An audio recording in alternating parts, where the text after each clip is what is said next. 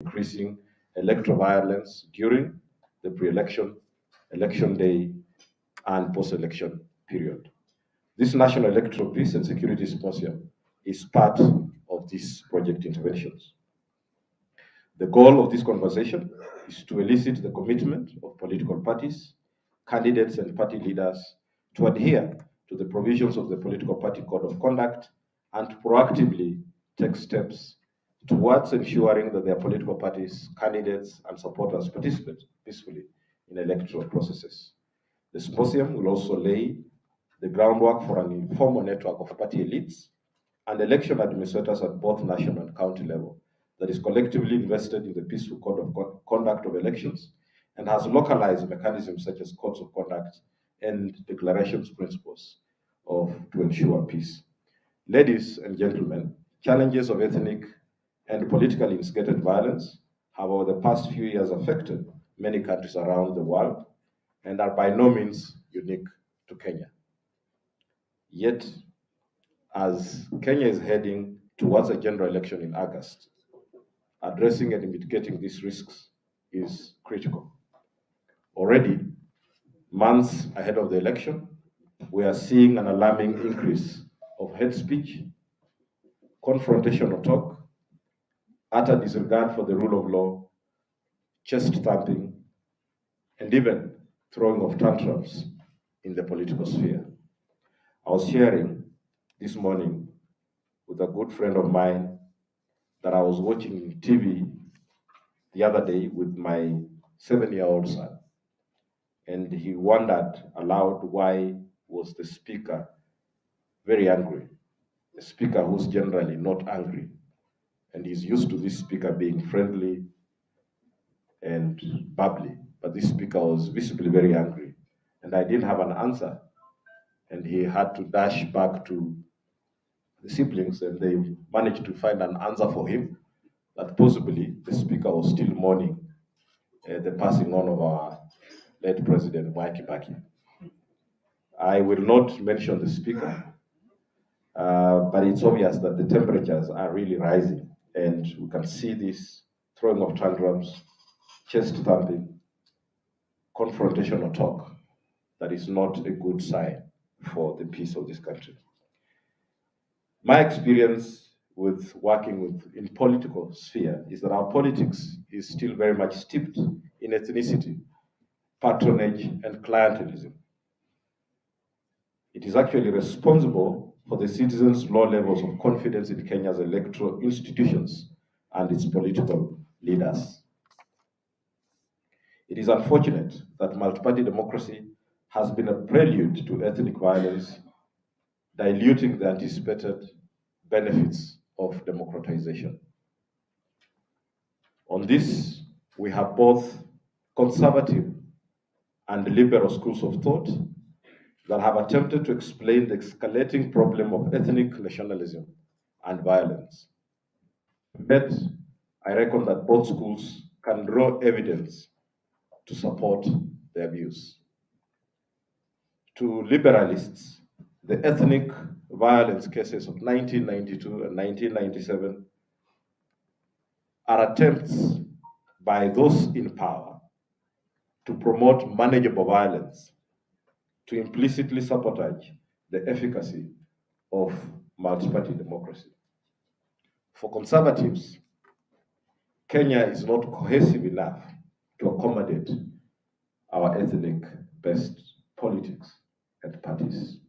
And these are the two narratives that I have grown up understanding as being churned out to justify unfairly our tendencies to conduct our politics and our political affairs in a very violent manner.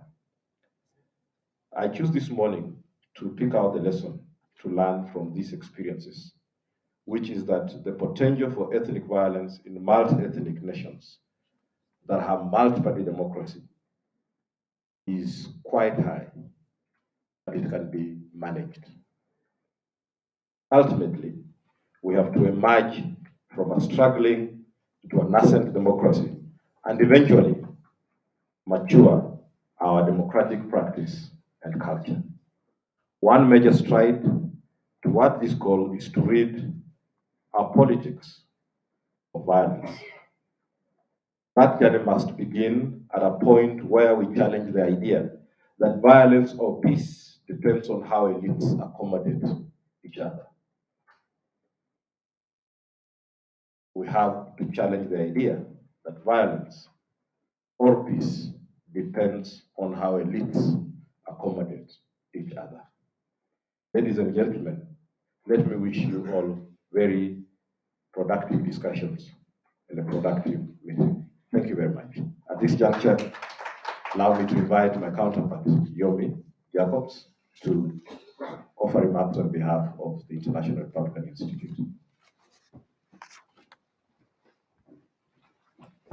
Thank you very much, Frank.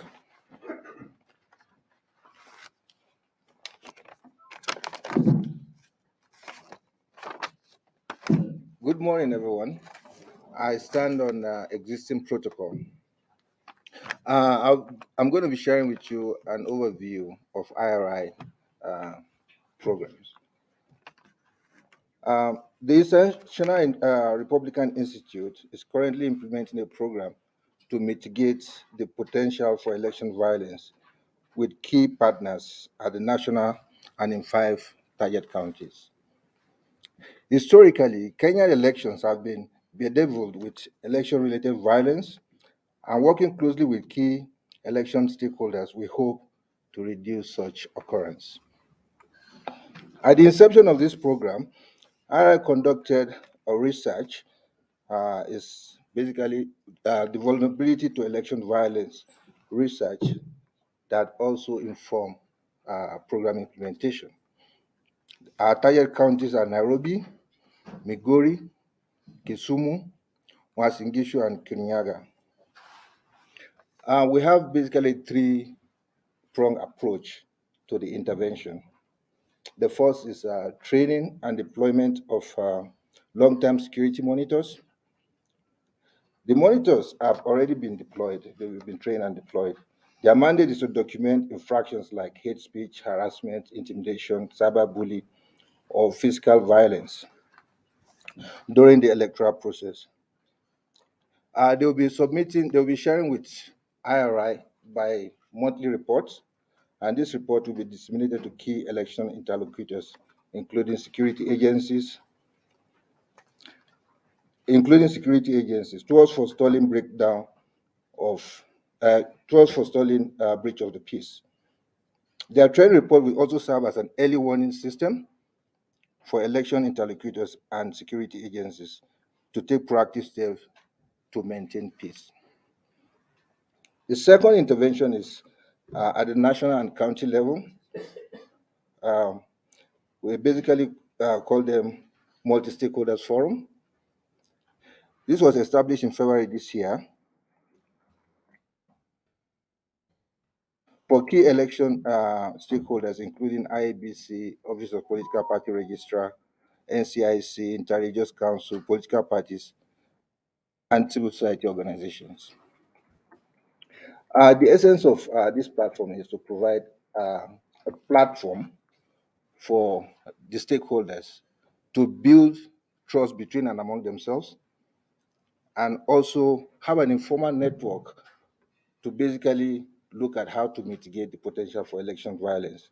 One of the key components of this is monitoring the adherence to the political party code of conduct.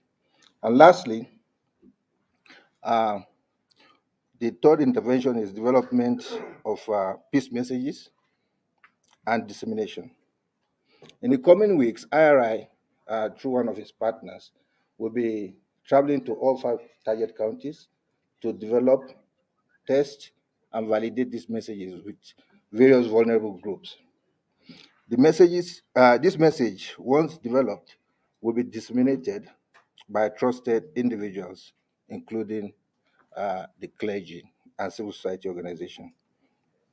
IRI is implementing this program with 5 key partners, including the Center for Multi-Party Democracy, Teams, Siasa Place, and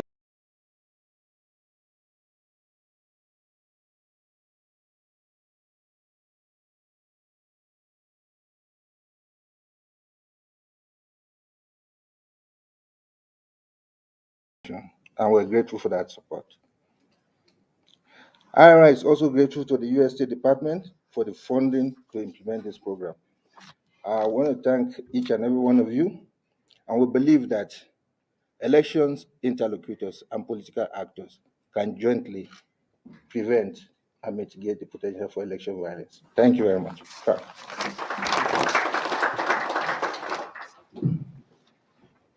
Thank you, Yomi. Please, he deserves a better hand clap. Thank you very much. At this juncture, let me invite our keynote speaker.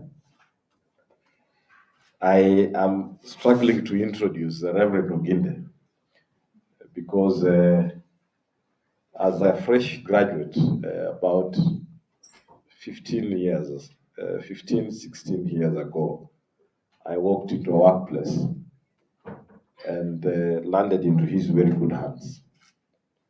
And most of the evenings, Wednesdays and Fridays, Wednesdays we would take some time to discuss what we will be discussing on Friday at a talk show that we were hosting called The Spotlight. So quietly, I have been learning from the gentleman. And thank you for mentoring and holding my hand in those early years. I will be pretending to know enough to introduce Reverend Oginde. Allow me to introduce him to you so that he can introduce himself to us and speak to us. We had a very difficult time settling on a speaker for this. And finally, someone walked into my office and said, why not Reverend Oginde? And we said, then we have, as they say in SITA, our search has come to an end. Reverend Karibu. Thank you. Thank you.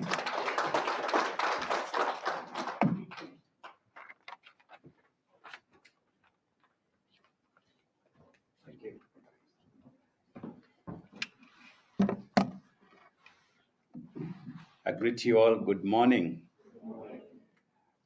At least I got a response. Our sister there was very unhappy that people are not responding to her. It's really an honor and privilege to be invited to speak to this distinguished gathering of very serious people. I want to thank the Center for Multi-Party Democracy and the IRI for putting together this symposium on national electoral peace and security.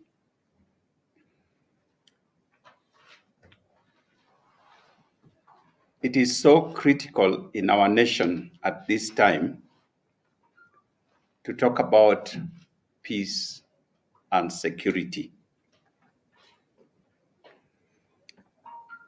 Let me share just 3 thoughts, which I hope I'll do quickly.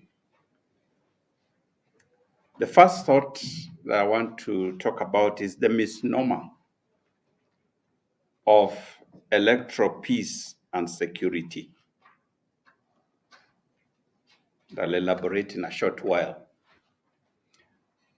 The second is the necessity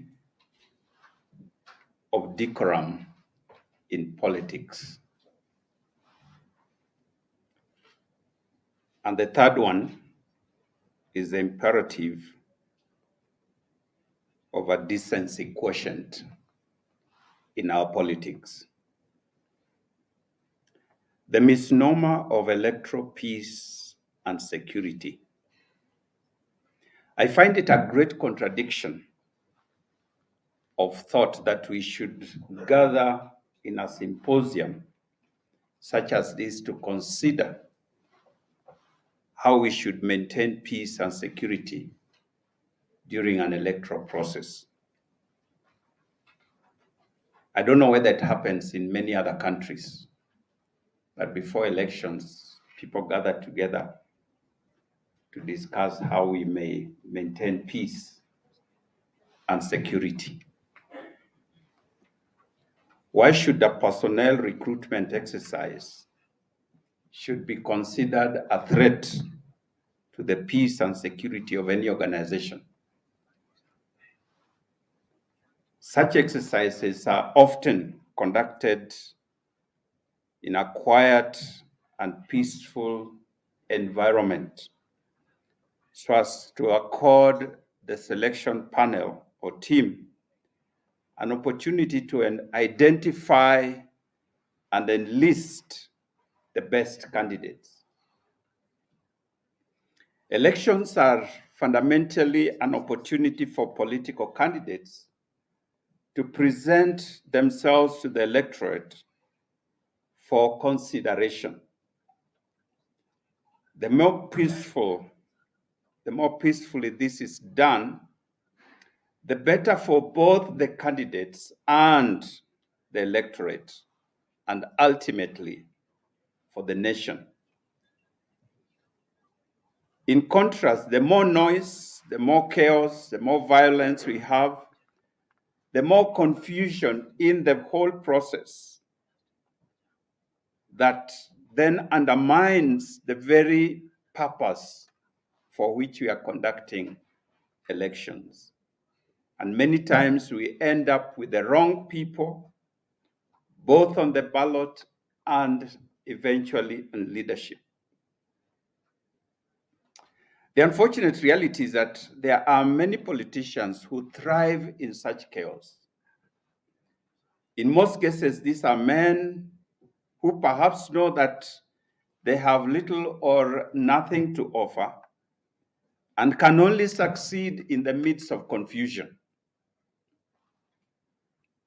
It is very sad that as a nation, we have consistently lowered the bar of leadership such that the field of chaos and confusion has become our national arena for selecting leaders.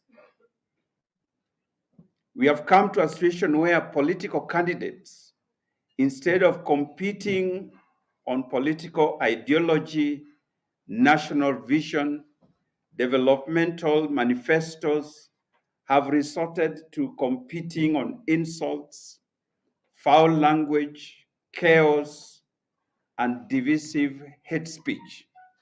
It is as if we compete as to who can use the worst words on the campaign platform.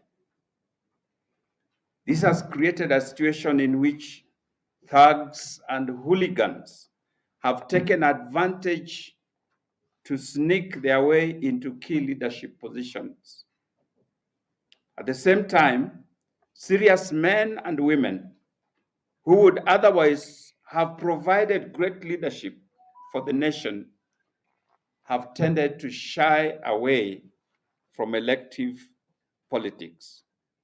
This is unfortunate because we are the poorer as a nation because of this scenario, and hence the need for us to continue to sanitize our electoral process so that hopefully one day we will get to that place where each and every person who would want to offer themselves would find freedom and a conducive environment to do so.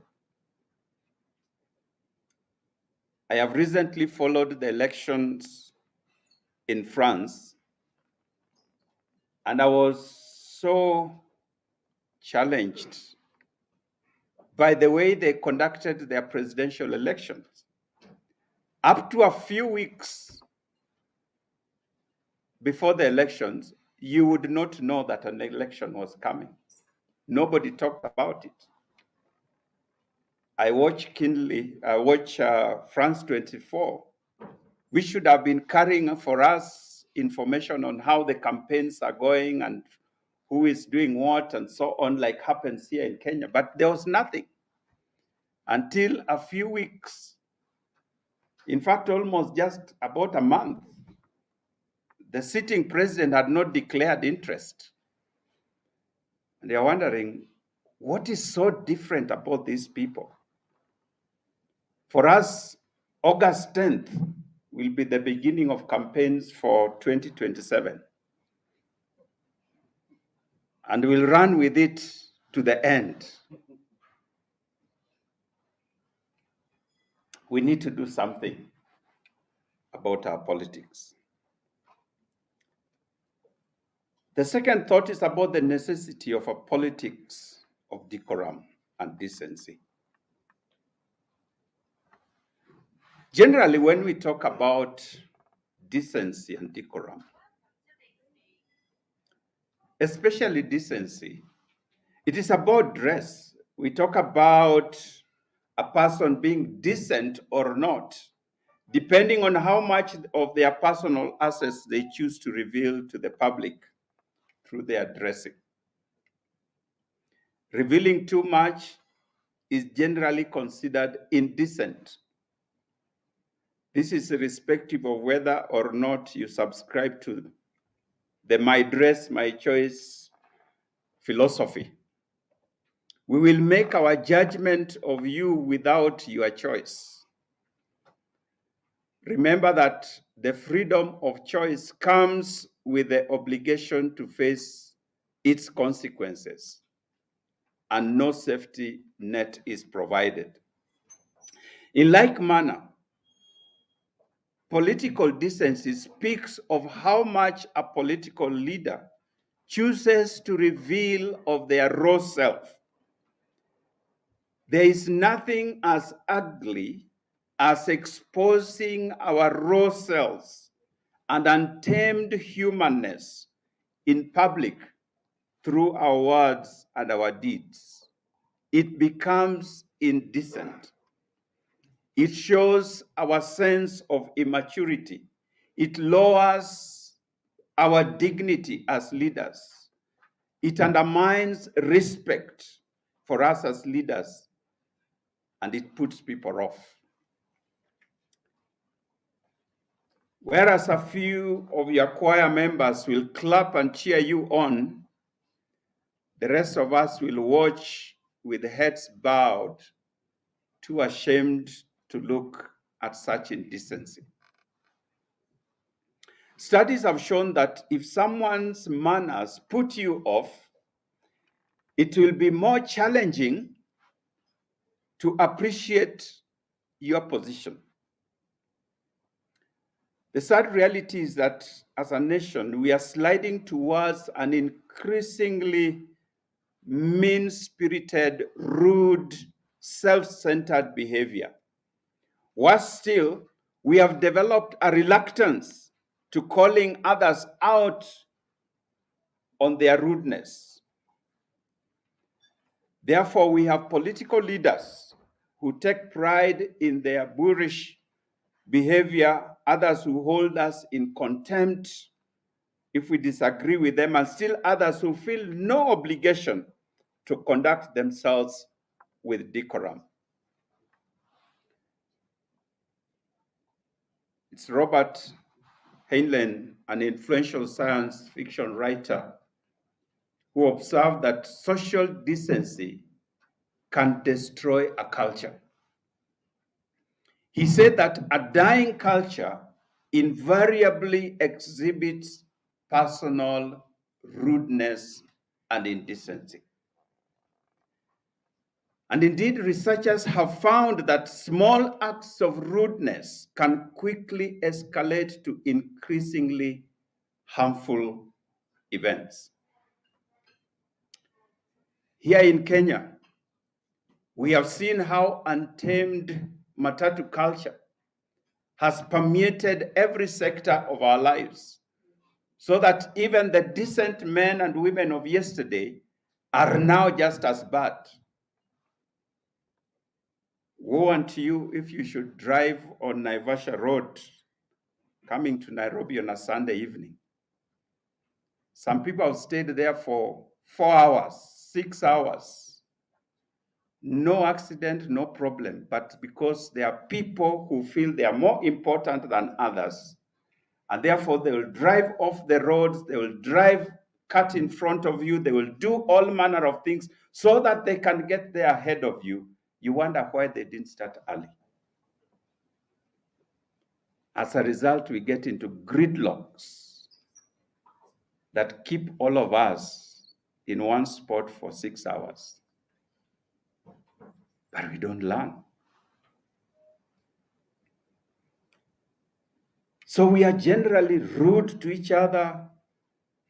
Our nice, polite mien of yesteryears has given way to meanness, rudeness, and general misconduct on our roads and in general life. In the good old days, Kenyans were known as very polite, humble, gentlemen and great ladies. Any place I went, people who had been to Kenya before, they would say, wow, I really love your people. You are so warm and nice and welcoming and gentlemen and wonderful ladies. These days, if they are honest with you, they will say, I was in Nairobi.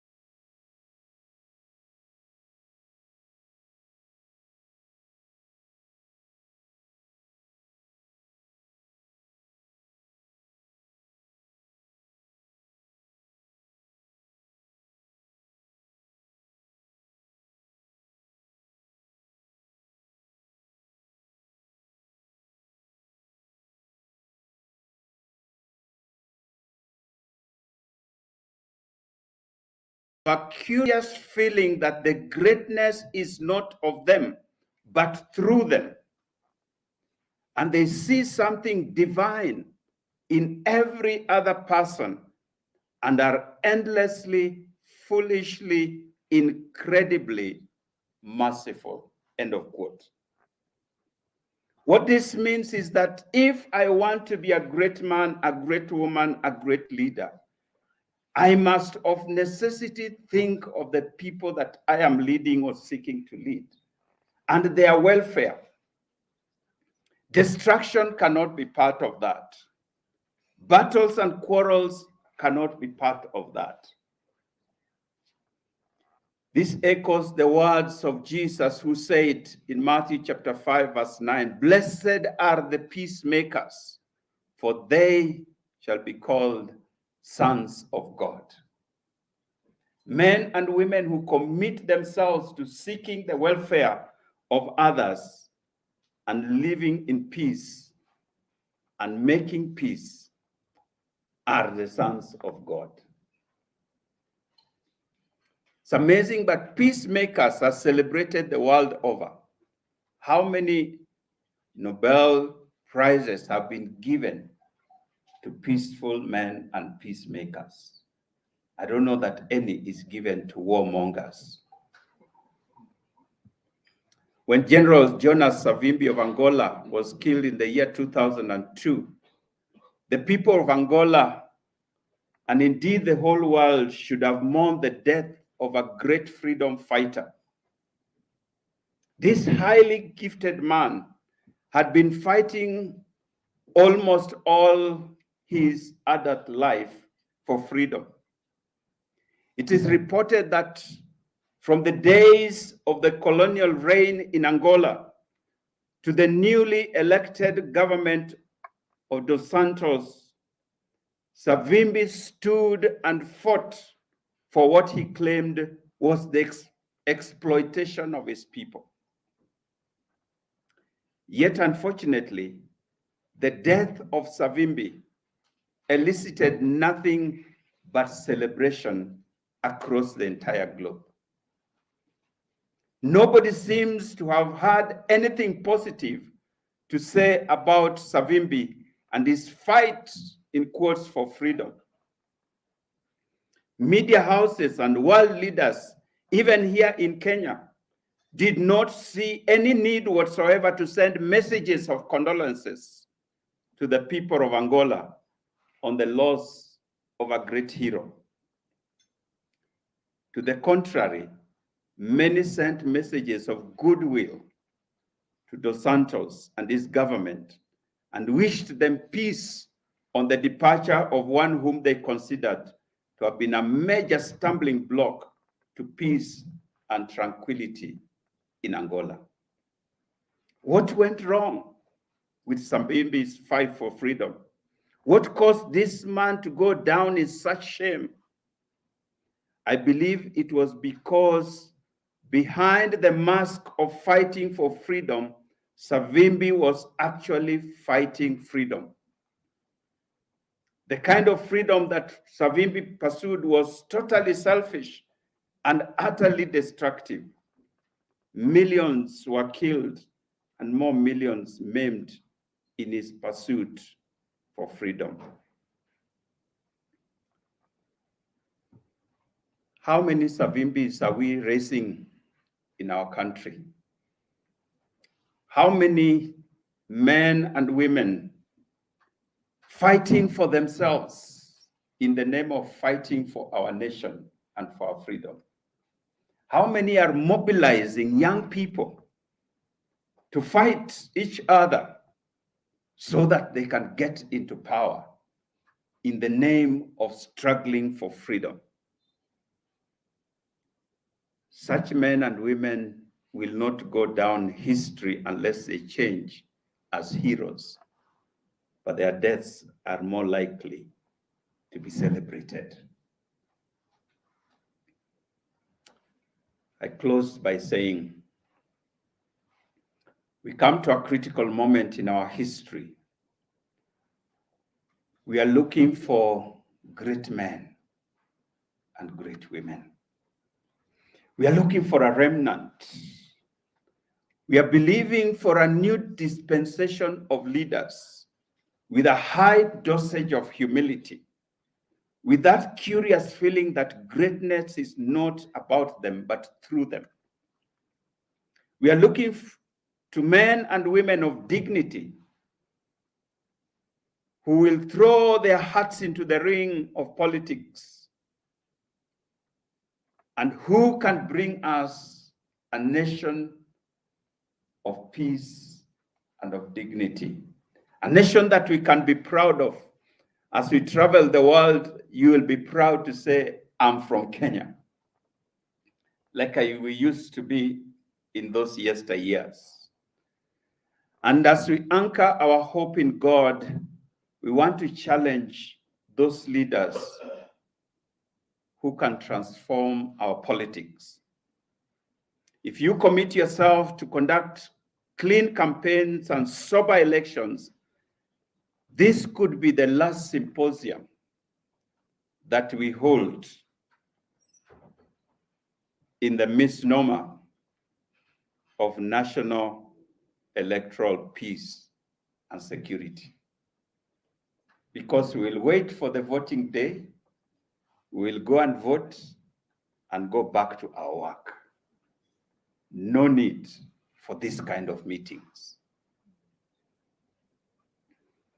This may be our opportunity to witness the politics of decorum and decency, an opportunity to witness leaders of principle. And of course, this may be our chance to get great leaders with high levels of decency quotient, leaders that intentionally show regard for the dignity of the other person. To this end, I and fellow Kenyans, I call us to pray. It is yet still possible to transform this nation from a fighting nation to a developing nation. There's an example not too far from our borders in the country of Rwanda. How did they do it? They realized that violence does not pay. Development pays. May God help us to follow in those footsteps. Thank you, and God bless you.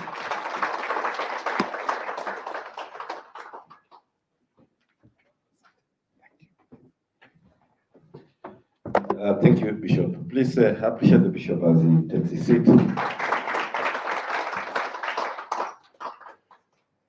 From a fighting to a developing nation, the need to renovate our culture.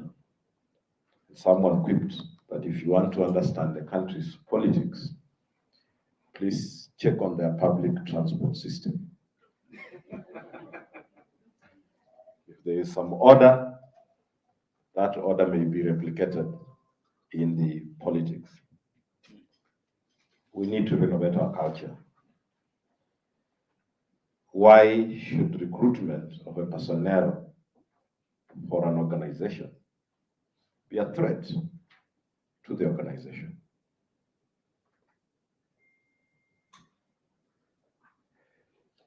Your kindred, Bishop Meheria, while preaching in Nyeri, in Othaya, said there's a new COVID, a COVID that does not need sanitization of the hands or of the mouth.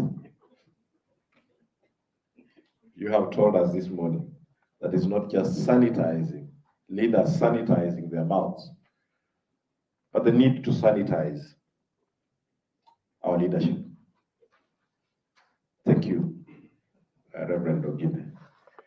May I take this opportunity now to invite the chairperson of the Kenya National Commission on Human Rights, a body that has a critical mandate to both defending human rights, investigating the abuses, and also contributing to the decency, as well as the decorum that Reverend Oginde has said. Please, let's put our hands together for Rosaline to speak to us. Thank you.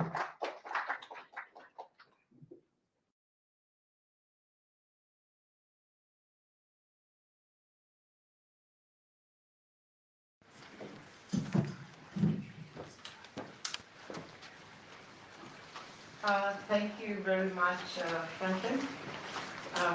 I'd like to start by saying good morning to everyone once again. Good morning. I notice we're a varied group of representatives, and I thank the organizers for putting all this together. The only thing lacking in this room are the people we are talking about. The candidates, the aspirants, the real party leaders. I'd like to see them sit in a forum such as this and be able to engage. But thank you very much for bringing us all together to be able to discuss this. Bishop, good morning. Do I have your permission to speak? Thank you. It's very, very hard to speak after a bishop. You know, bishops are people who command audiences every now and then, and they command the respect of the people. And I must say, I'm greatly honored to be in the midst of all of you this morning to give an address on the subject matter on election and human rights, and speaking especially to the efficacy of the electoral codes of conduct.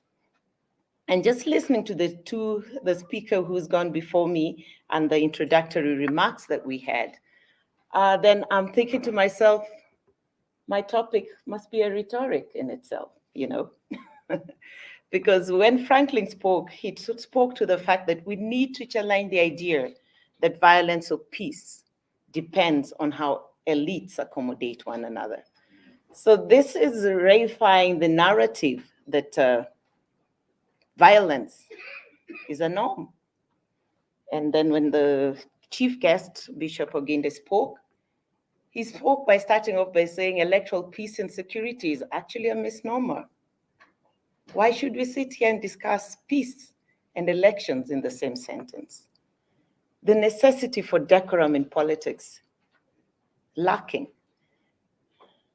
Why should we not have decorum in politics if there's a code of conduct in place, you know? And then he talks of the new terminology, the decency quotient in politics. And this just speaks to being human, being a person of integrity, a person who respects himself, a person who respects other people, and a person of deep humility to be a leader. So all this, and then he concludes by telling us violence does not pay, development pays. Now, when you listen to those comments, and then you look at the topic of the efficacy of the codes of conduct, then you understand why I say it's a rhetoric. Because the ground that has been set, therefore, says something else. But to address the topic that I was given, let me start, first of all, by bringing you greetings from the Kenya National Commission on Human Rights.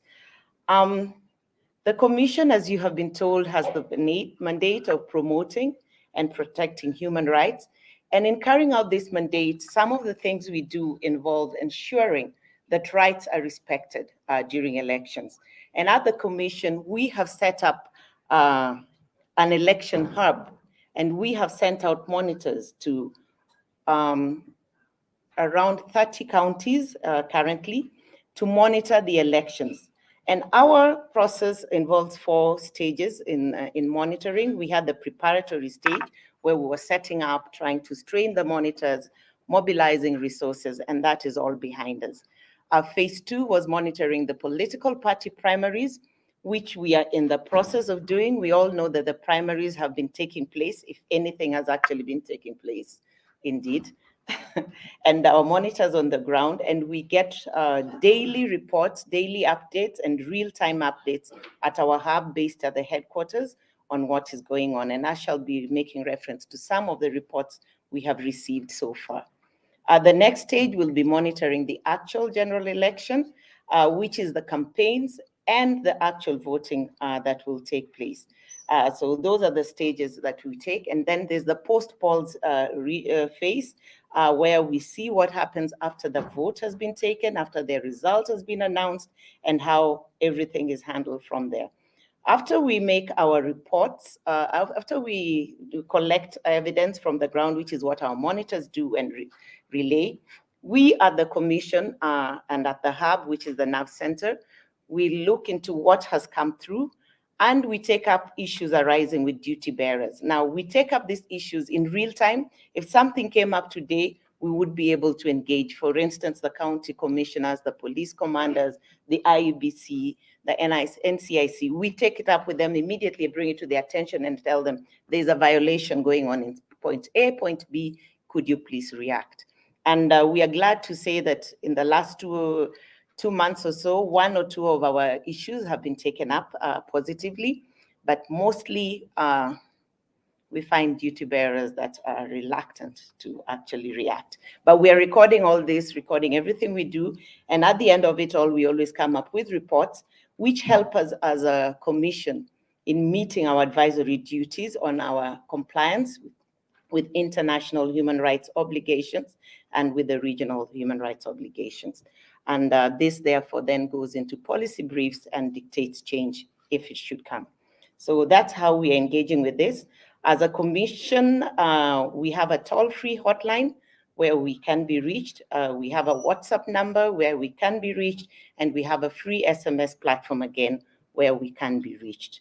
The details are on our website, but I probably could just tell you the free hotline number is 0800 720 627. 0800 720 627. That's a toll-free hotline that anyone can use to tell us where there's any violation coming up across the country. Our SMS platform number is 22359. 22359. So you can reach us on any of those. And if you're willing to use your airtime, you can reach us on WhatsApp on 0798 849 871. 0798 849 871. So these are platforms we've put in place so that people can reach us easily and share information without having to spend any money, which we think is useful. It also assists us to respond immediately and rapidly to issues arising during elections. It also allows us to engage other duty bearers and let them count or react to what is happening. So and all this is with the ultimate goal of improving the electoral environment so that we can actually have better protection and promotion and rights as we conduct our elections. I remember the question that Bishop posted at the beginning is, why should we juxtapose peace, security, and elections?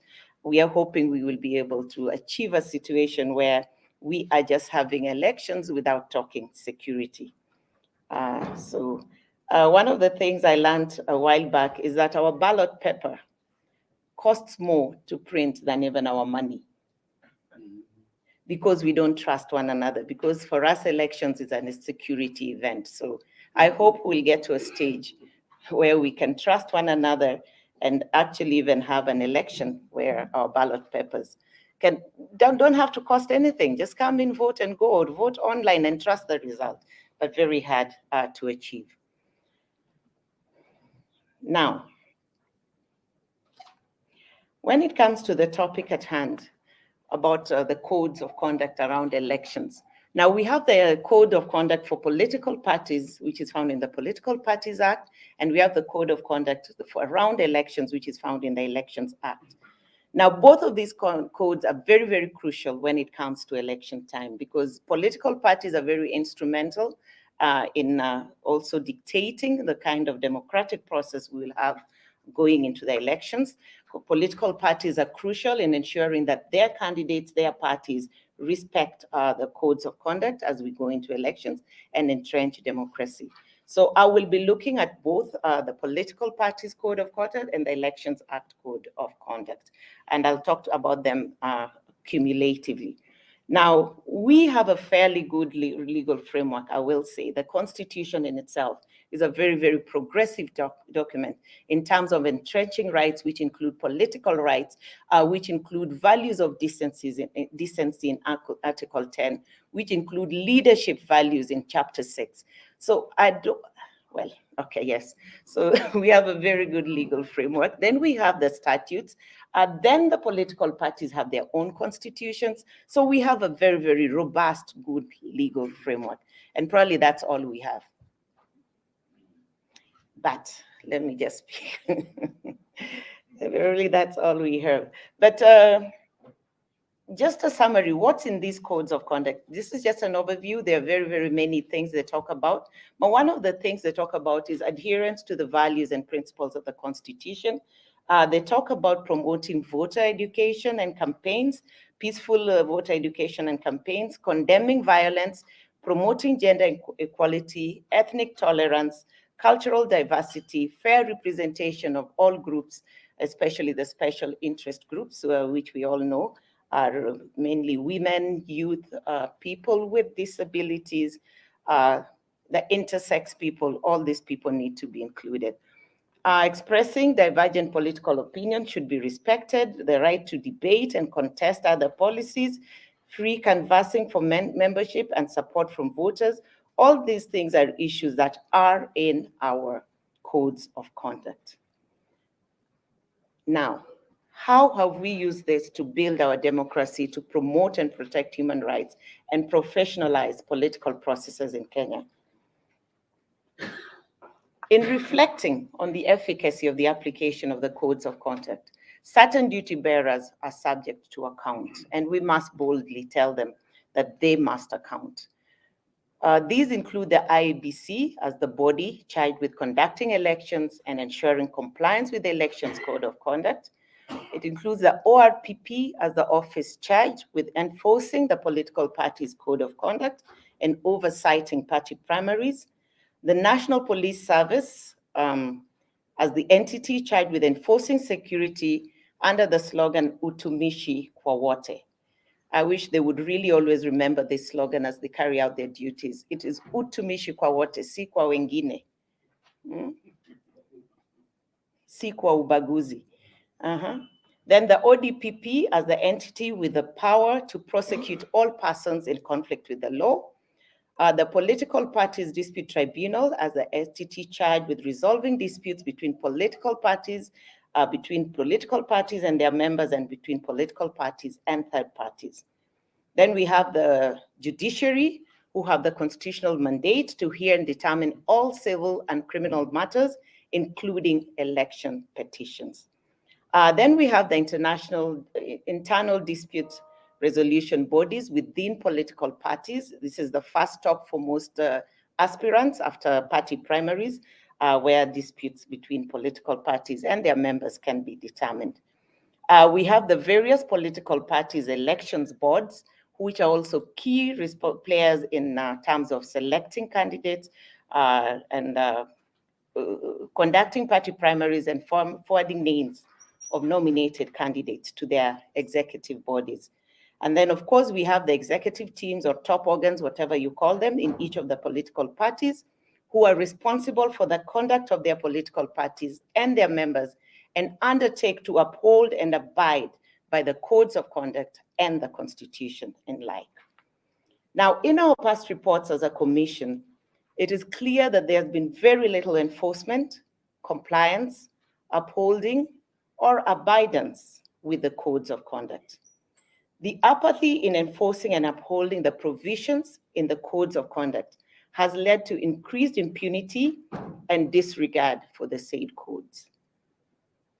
They are treated as pieces of paper one has to sign to be allowed to contest. However, there seems to be no intention to abide or comply with the codes of conduct. And this is very, very sad. There are several instances that back up this statement.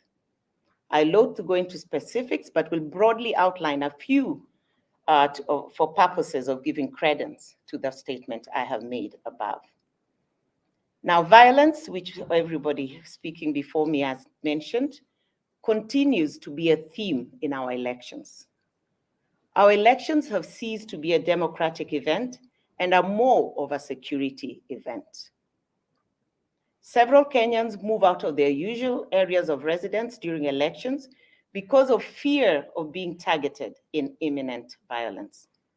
Several Kenyans lose life and property, and this is shameful.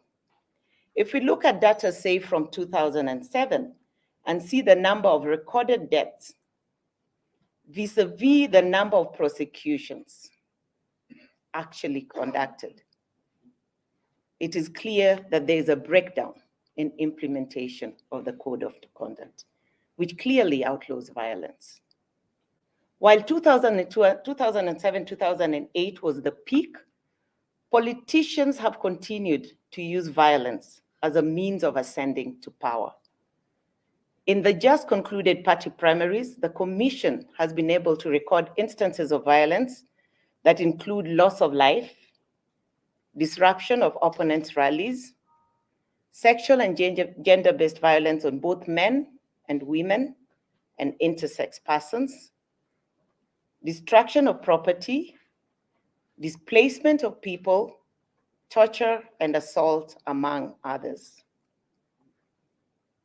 The use of violence in any political process has far-reaching effects that leads to the disenfranchisement of voters, and thus the right to vote and be voted is greatly interfered with. While violence is considered as an infringement in the codes of conduct with stiff penalties, including barring the party or the aspirant candidate to participate in the electoral processes, its enforcement has been lackluster. And therefore, a culture of impunity has been created, which in the end has led to cultivating violence as a means to political power.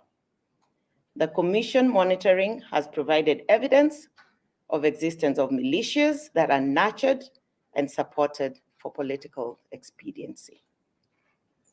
Sexual and gender-based violence, already a problem during other times, continues to rear its ugly head during elections. The Commission in 2017 recorded slightly over 200 cases of SGBV during the elections. And this number is conservative, as not all those who were violated had the temerity to report the assault. Again, all the duty bearers turned a blind eye to 99.9% of these instances, as only the case of Baby Pendo was prosecuted. And it was prosecuted actually as a case of violence and not essentially as a sexual and gender-based violence case. All the other instances went unnoticed and unacted upon by all the duty bearers, including the IEBC, despite the Commission report capturing the same and sharing data with all the duty bearers. The 2017 Commission reports on elections also document that the 2017 general election was one of the most violent elections that saw women aspirants, candidates, and elected leaders experience increased kidnappings and sexual harassment. This saw women back out of the elections, therefore interfering with their political rights, as the attacks were carried out in very gendered ways. The environment has continued to be non-responsive, even in the current party primaries, where the Commission has already recorded a total of 352 cases touching on political interference to women's participation in the party primaries.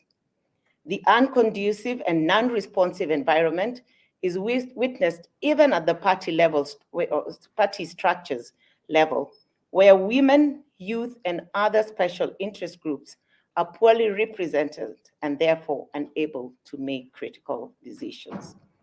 All these serve to disenfranchise them and goes against the codes of conduct.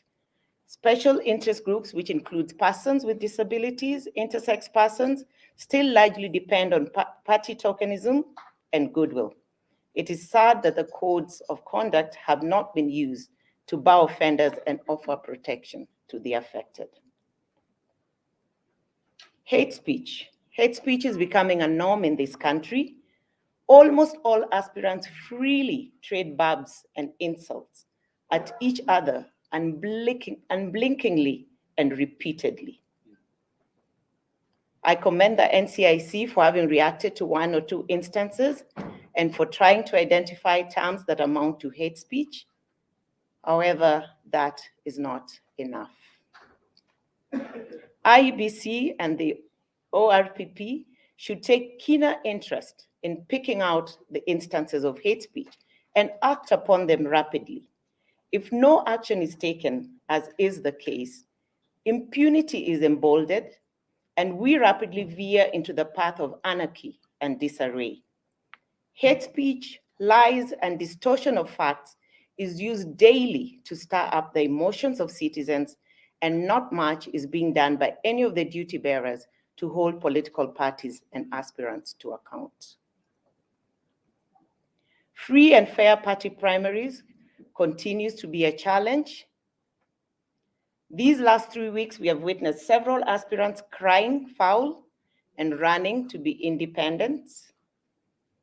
Our monitors report that the primaries have been marred with allegations of rigging, lack of relevant information on the processes to be used for picking the right candidates, postponing the agreed nominations date without adequate notice, lack of transparency and accountability in decision-making, especially in cases where direct party tickets were issued to candidates, among other issues. These are all an infringement of the codes of conduct and have the net effect of interfering with the outcome of the general elections, compromising democracy and the actual will of the people to vote in the person of their choice in free, fair, and credible elections. ORPP that oversights party primaries should be able to give rapid and immediate reports on the state of compliance with the codes of conduct by the various political parties on the conduct of the primaries. With all the hue and cry, citizens are left to believe that the processes were neither free nor fair, and this infringes on the political rights enshrined in the Constitution. Where there has been non-compliance, heads should roll. The codes of conduct should be strictly enforced. The duty bearers, however, seem to be more keen on registering independent candidates than cracking the whip on wayward political parties. Is sex traded for positions? The jury is out on that. But a pointer to the kind of nominations being carried out that need to be under the lens of the codes of conduct. We need to investigate that issue further, whether sex is indeed traded for position. Zoning and ethnicity. Kenyan politics has largely remained ethnic-based and lacking the necessary diversity. According to the Register of Political Parties, as at April 2022, Kenya had a total of 88 fully registered political parties who will most likely be presenting candidates for election in the forthcoming general elections. A closer scrutiny of the parties reveals that their membership and registration is ethnic-based, with each of the 42 tribes of Kenya having a party of their preferred choice. This pattern is evident even with the considered big parties, each of them having their strong bases and leadership drawn from respective ethnic strongholds. This ethnic base in political parties has gone a notch higher with the formation of political party coalitions, which is now introducing wider zoning in larger areas where they each enjoy massive following. The Commission is in receipt of reports from aspirants who have been asked to step down in favor of their opponents following agreements for zoning by particular political parties. This goes against all known human rights principles and serves to deny both the electorate and the aspirants an opportunity to freely exercise their democratic rights, as provided for both in the Constitution and enabling legislations, including the codes of conduct. Treating is rampant. The fact that politicians dish out cash, either directly or through proxies, has been documented in our past reports. No candidate or aspirant has ever been charged with treating, to my knowledge. IEBC continues to ignore the vice, even as candidates and aspirants openly lament the high cost of running a campaign, mainly due to the expected cash handouts. Why do we continue to turn a blind eye when the codes of conduct specifically talk to this? Those are some of the instances. But before I wind up, I think I need to reinforce that the codes of conduct both speak to the key role of upholding and respecting the Constitution. All political parties, candidates, and aspirants must uphold the Constitution, including respecting our national values as set out in Article 10, satisfying Chapter 6 of the Constitution, environmental rights, labor rights, and fair administrative processes, just to cite a few. And they should begin to be held account for issues such as noise pollution, which occurs at large. We should hold them for account for their carbon footprint. We see a lot of air activity that's increasing our carbon footprint and affecting our environmental rights. They undertook to uphold the Constitution. Are they committing to reduce their carbon footprint? Past misdeeds that fall short of the provisions of Chapter 6 and the national values, such as impeachment, cannot be said to fall under the exclusions found in Article 99.3. I think it's escapist for a duty bearer to say, my hands are tied. Impeachment is not subject to further appeal. It's conclusive.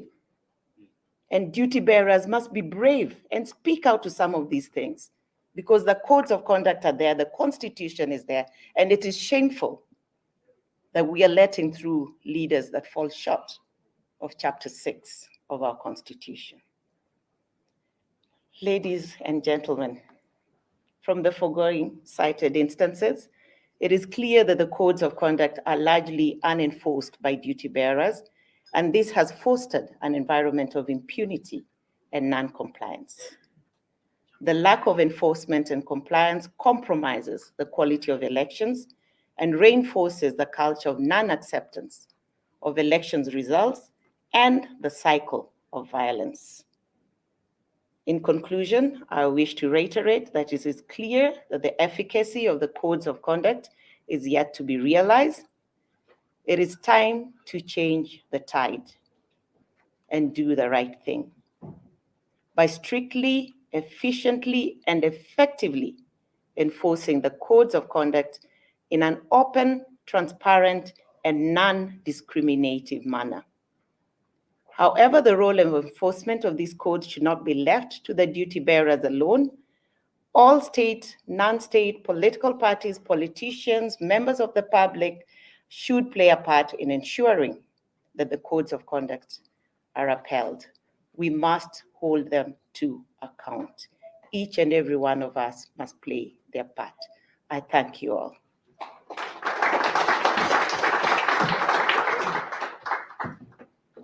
Thank you, Roslyn. Please hand clap as she takes a seat.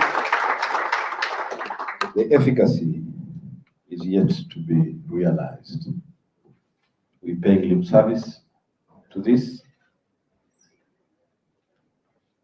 What we have is just a fairly good framework that is indeed robust, but that is just what we have. Our members representing political parties here, I don't want to hang you dry. I want to introduce you. I can see the CEO of KANU is here. Please let us appreciate you for the work that you're doing.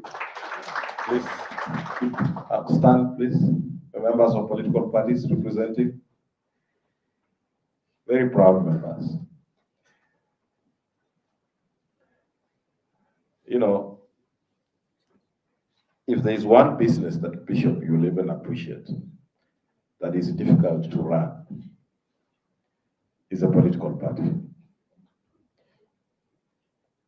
And the weakest link to our democratic development chain is the individual citizen that is called Kenya. We must join our hands, support the committed ones to develop these institutions. I have worked with political parties now for 11 years, and it's no mean business, Bishop. We are celebrating so many independent candidates. To say we have 47 presidential candidates. We have thousands of independent candidates. I think I always question what is independent in these independent candidates when you have the face of a party leader in your banner. Do we have an independent caucus in parliament? So what is independent in the independent candidates? Let us appreciate these party members for doing they have a bad job, but someone has to do it, all right? And let us consider joining them to build these political parties. Thank you. Let me introduce a gentleman who also works with political parties. And as I do that, I want to appreciate and recognize the presence of the chair of PPLC. Please, when you throw some stones, make sure that they also hit his head, because we help each other in managing political parties. Thank you, Misati, for joining us, and my sister from Siasa Place, working with young people, Nerima. Thank you for joining us. And my good friend also representing the US mission in Nairobi. Welcome. Thank you. I feel much appreciated and welcome being with us. Let me invite my elder brother, Felix Odiambo, who shares in this very tremendous job of helping to build political parties. Karibu, Felix.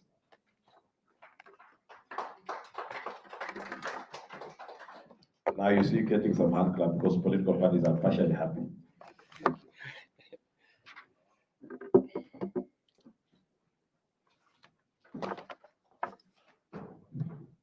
Thank you, Frank, for the introduction. Let me associate myself with the protocol that was already outlined, other than to recognize my bishop, Bishop Uginde, my sister Roslyn, political party leaders, ladies and gentlemen, good morning. You will realize that, unlike the previous speakers, I've come with some water here. The reason is that I'm not as eloquent a public speaker as my bishop here and my sister there. And it reminds me of an incident in Kisumu where we had a workshop. And I did indicate that I've come with this water and I'll be drinking it from time to time. And then a participant corrected me and said, in Luos don't drink water, they sip it. And so I'll seek your indulgence to be sipping this water from time to time. But anyway, let me begin by saying that it's a privilege to be here and to thank the International Republican Institute, as well as the Center for Multi-Party Democracy, CMD, for organizing this meeting. I work and represent an organization called the Electoral Law and Governance Institute, which is a continental organization working to support and strengthen electoral democracy around the continent. In Kenya, we were privileged to win and to receive a grant from the USAID to manage the electoral program in Kenya. And we are leading a consortium called the Strengthening Electoral Accountability and Inclusivity Program that brings together some of the finest and strong civil society organizations in Kenya, with LG as the prime. But we're also privileged to have CMD in that consortium. We're also privileged to have Transparency International, my sister is here, Sheila, as well as the Federation of Kenya Women Lawyers, FIDA. Essentially, we're supporting electoral institutions like IEBC, electoral dispute resolution, support of the judiciary, political parties aspect, as well as issues of compliance with Chapter 6. And the keynoter and Rosaline have made my work very easy in terms of talking about the enforcement of the Electoral Code of Conduct in Kenya. Bishop Oginde outlined the contextual and really the political basis upon which majority of African countries had to enact or promulgate the Electoral Code of Conduct. And Rosaline has gone into the legal issues, including the binding obligations and who, in particular, the Electoral Code of Conduct binds. I will therefore try to be as brief as possible, only to underscore the areas that may not have been included. Bishop Oginde posed the question, why is it that the elections in Kenya begins when the president is sworn in? Why, for example, would we begin the next campaign on the 10th of August? Now, the answer to that question is generally in a new phenomenon in electoral processes in this continent, called the inconclusive electoral cycle. Simply put, it denotes a situation where any given election brings or reveals serious challenges, shortcomings, and problems. The same are not addressed and are imported in the subsequent elections. In Kenya, issues of electoral violence, upon which form the basis of this Electoral Code of Conduct, was rampant or prevalent in 92 elections. It was not addressed, imported to 97, imported to 2002, 2007 post-election violence, and 2013 and 2017. Now, countries that are going through this phenomenon called the inconclusive electoral cycle have two basic characteristics. One is that electioneering or election campaign are permanent and begin as soon as the president is sworn in. Sounds familiar? And that is typical of the Kenyan electoral context that the able bishop outlined. Number two characteristic is that elections in these countries or electoral reforms are piecemeal, late, skewed, or in certain instances, like in Tanzania, outrightly stalled. For you, Kenya, another example, we have before Parliament as we speak, the Election Amendment Bill of 2022 that seeks to amend the Electoral Act of 2011 that is currently before Parliament. Is right now in the second reading. So just Kenya, unfortunately, the countries in this continent that we compare with, the Democratic Republic of Congo, Chad, Uganda, Tanzania, Nigeria, etc. I will divide this presentation into basically four areas. One is looking at the contextual issues, which I don't really need to overemphasize. And then I look at the constitutional and legal framework for the establishment of the Electoral Code of Conduct. The third issue would be the enforcement of the Electoral Code of Conduct and looking at the attempts to enforce the code within the context of the 2017 elections. Experiences and challenges with that enforcement. And finally, the latest development, which really is the conundrum that the IEBC now faces with respect to two conflicting cases before the High Court that gave out different interpretation. In terms of the context, and I say Bishop outlined it very well, in terms of issues that the political and electoral context of these issues. Let me just emphasize that in addition to the inconclusive electoral cycle, the Electoral Code of Conduct is as old in this continent as the clamor for multi-party democracy.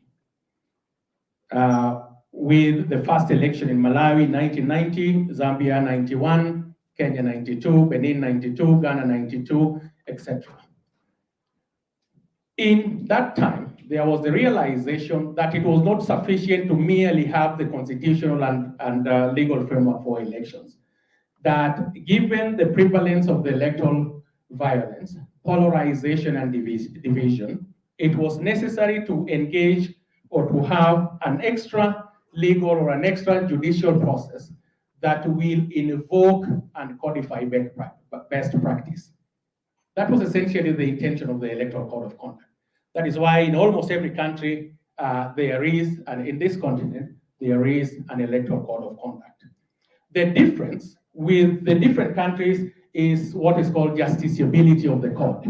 In other words, there are countries like Kenya where the code has been legislated, and the expectation is that it can be litigated in court. That is the whole essence of justiciability. Now, in countries such as Ghana, the Electoral Code of Conduct is an unjusticiable piece of instrument. It is a gentleman's agreement, if you may, intended merely to invoke best practices.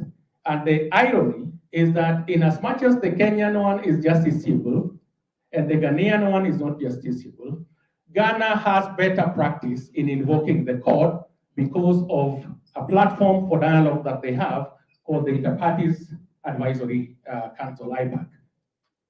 It is not supposed to be taken to court, but yet very weighty, divisive, and polarizing electoral matters are addressed through that platform. Should be the equivalent of our political parties liaison committee that is chaired by Mr. Misati here. And now I sip it. By the way, Bishop, it has nothing to do with what I may have consumed over this long holiday. I must add. Now, so that really is the difference. Now, in Kenya, the constitutional and legal basis for the code is founded in the Constitution of Kenya itself. And the recognition and the realization that we had following 2007, 2008 post-election violence was that we had a code before 2007 or 2010 constitution, but it was the enforcement was lacking. And so the Constitution of Kenya 2010 made a provision in Article 88.4.1 mandating the Independent Electoral and Boundaries Commission, 88.4J, the Constitution for the development of code of conduct for candidates and parties contesting elections.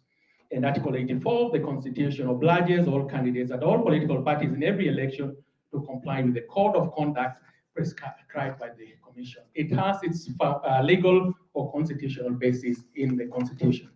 Now, it didn't stop at that.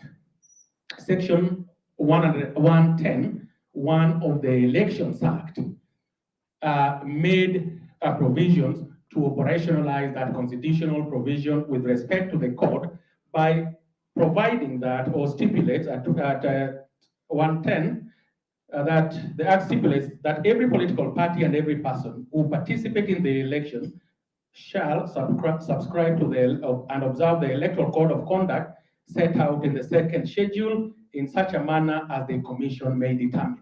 So it has its basis both in the Constitution and the law. And the object or the objective of the code as set out is, as again stated by Roslyn, is to promote conditions conducive to the conduct of free and fair elections and climate of tolerance in which political activity may take place without fear, coercion, intimidation, or reprisals. I think despite these clear constitutional and statutory provisions, as observed by Roslyn, there are rampant and prevalent examples where the code continues to be breached and to be violated. Now, who does the code bind? Roslyn talked about political parties. First of all, we enhanced and broadened the persons of the entity of the groups which the Electoral Code of Conduct binds. Roslyn mentioned all of them. I don't need to overemphasize that, other than the fact that candidates and political parties, majority of whom are represented in this room, and IEBC are all bound by this code. And again, Roslyn spoke of instances of breach, and instances of violation, including hate speech, and so on and so forth, that I don't want to overemphasize. Now, in terms of the enforcement, how is this code supposed to be enforced? Paragraph 15.1 of that establishes the Electoral Code of Conduct also provides for a committee within the Independent Electoral and Boundaries Commission called the Code of Conduct Enforcement Committee.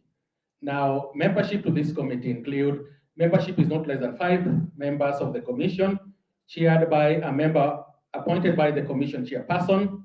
The chair of the committee must be a person qualified to hold the office of a judge of the High Court, and the commission may nominate a member of staff to the secretary of the committee. Now, both the Constitution and the Elections Act establishes the Code of Conduct Enforcement Committee, and this committee is situated within the Independent Electoral and Boundaries Commission.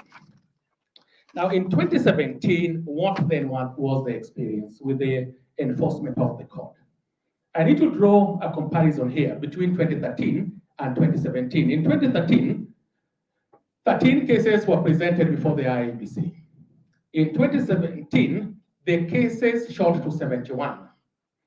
And the Independent Electoral and the IEBC Code of Conduct Enforcement Committee dealt with the various cases as follows. 37 cases were prosecuted and the accused persons were found culpable. 14 cases were prosecuted and accused persons found not guilty and dismissed for lack of merit. 14 cases were dismissed for want of prosecution and non-attendance. 3 cases were dismissed by orders of the High Court. 3 cases were withdrawn by the complainants and did not proceed to full hearing. Now the problem is, and if you look at the performance of IEBC in 2017, one of the areas that the Commission tried was to enforce the Electoral Code of Conduct. Some of the high-profile cases that you remember included former Dewa MP Agustino Neto, who ran as an independent but had the poster or the picture of the presidential candidate of ODM, as it was then, in his banner, and he was fined 250,000. Those are some of the profile cases. In terms of the fines imposed by IEBC, IEBC was able to collect about 7.75 million shillings as a result of the different penalties that were issued by the Commission. Now, very quickly, both the Bishop and I think Franklin, as well as Roslyn, pointed to some of the weaknesses in terms of the enforcement of the Code of Conduct. The truth of the matter is that despite attempts by the IEBC to do this, and despite the clear constitutional and statutory provision, enforcement of this code has been lacking. And some of the issues why this is the case are as follows. One is the question of is institutional. The Code of Conduct requires that the chair must have the qualification of a High Court judge. In 2017, it was only Chairman Chebukati that had met that qualification. He was the only advocate in the commission. What it meant is that other than chairing the commission and doing every other thing that has to be done, including being the returning officer for the presidential candidates, he also had to create time to chair the sittings of the Code of Conduct Enforcement Committee. And so the committee could only sit when the chair was available. The second problem that the chair, the Code of Enforcement of the Code of Conduct had in 2017 was the jurisdictional context. Kriegler recommended after 2007 that Kenya needed to codify and consolidate all the laws governing elections into one statute. Kriegler observed that part of the problem we had with the legal framework in Kenya in 2207 was that various pieces of legislation were scattered all over. Now in 2011, there was an attempt to consolidate all the election laws into the Elections Act. Now in 2016, Parliament, and I'm still yet to know what was the motivation, violated the consolidation objective recommended by Kriegler, and then began scattering the Elections Act. That is why they took the Elections Offences Act from the Elections Act of 2011. Before 2013, the election offences was part of the Elections Act. Now, the danger is with this is that it created two jurisdictional problems. One is that the Elections Act Code of Conduct mandates the Independent and Electoral and Boundaries Commission to deal with issues of violation. Now, the Elections Offences Act of 2016 reposed opposition or placed this jurisdiction or this mandate to the Office of the Director of Public Prosecution. The question is, who then should enforce this act? And I will conclude by revealing the conundrum that we now find ourselves based on the two conflicting cases that I mentioned. So there's that jurisdictional contest. The third problem was the question of time constraints. The commissioners, the Chebukati commissioners, I prefer to call it, were appointed in January of 2017. Elections was to be held 7 months later in August of 2017. And there was hardly enough time to familiarize the new commission or to train them or to with the issues of the Electoral Code of Conduct. And finally, there was the issues of the budgetary constraints. Remember, IEBC must, to enforce the code, they must conduct investigations, they must conduct inquiries, and they must hold hearings. IEBC sits in Nairobi. Some of these violations occurred out there in the counties. So the budget, the IEBC budget and the personnel and etc. did not just allow them to have or to hold hearings in venues outside of Nairobi, and this was a problem. Now you can imagine the problem that has been flagged out with, I think, 47 independent candidates and all the contestants for 2022. This problem probably is going to be even much more. In conclusion, what is the present state of affairs? Now, there is a question or the contestation between the IEBC and the judiciary, emanating from the problem that I just spoke about of the Election Offences Act and the Elections Act. The jurisdiction of the committee has been contested in two recent cases, both with the High Court finding both for, in favor, and against the IEBC. And in these cases, the fundamental questions were as follows. Number one, does the committee, IEBC Enforcement Committee, have powers to summon any witness or candidate in violation of the Electoral Code of Conduct? And yes, at paragraph 15, the court empowers the committee to do that. The second question is, when is the committee seized of jurisdiction? According to the Elections Act, and you saw the recent attempts in the Sabina Chege case and Moses Kuria case, as soon as the chairman of the commission gazetted the elections date in January, then all the political players and contestants and political parties were brought within the ambit of the Election Code of Conduct Enforcement Committee. And the final question is, what should then the commission transfer to the Office of the Public Prosecution in light of the conflict between the Elections Act and the Elections Offences Act? Now, two cases illustrate the problematic nature of this question of jurisdiction. Number one was the case, which was a judicial review miscellaneous application, number 592 of 2017, which was a case between the IEBC, the Republic, and Jessica Mbalu. Now, in that case, the High Court and Justice Pauline Nyamoya found that the Electoral Code of Conduct Enforcement Committee has jurisdiction to hear and impose sanctions on the breach of the Electoral Code of Conduct. Secondly, that the committee has powers to punish any person found to have infringed the Electoral Code of Conduct and the Elections Act, as set out in these two pieces of legislation.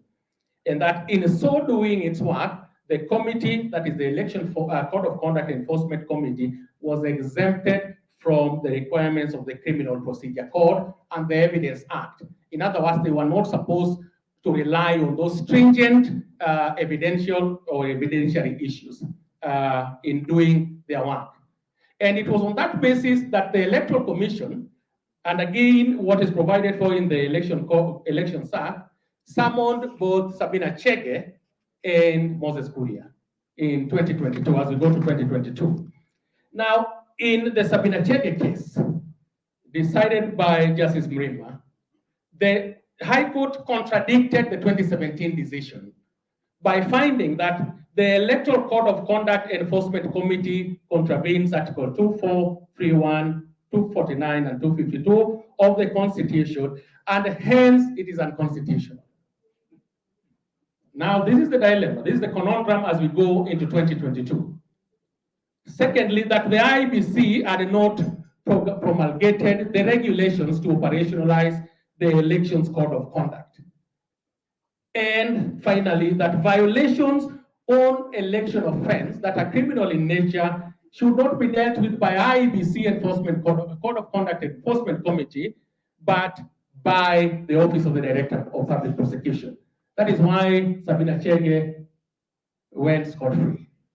And I think Moses Kuria must have gone laughing all the way to the bank because his case came after that.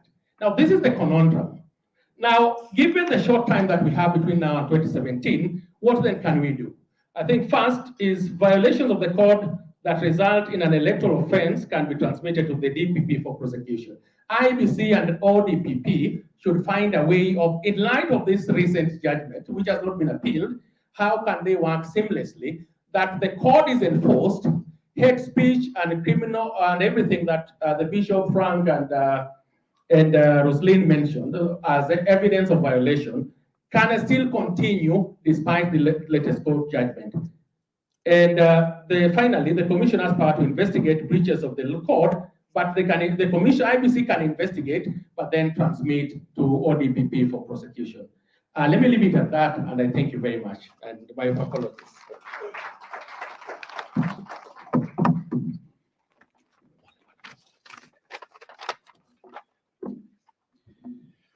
Thank you, Felix. I cannot, the energy levels are again really going low. We'll be heading to a health break shortly.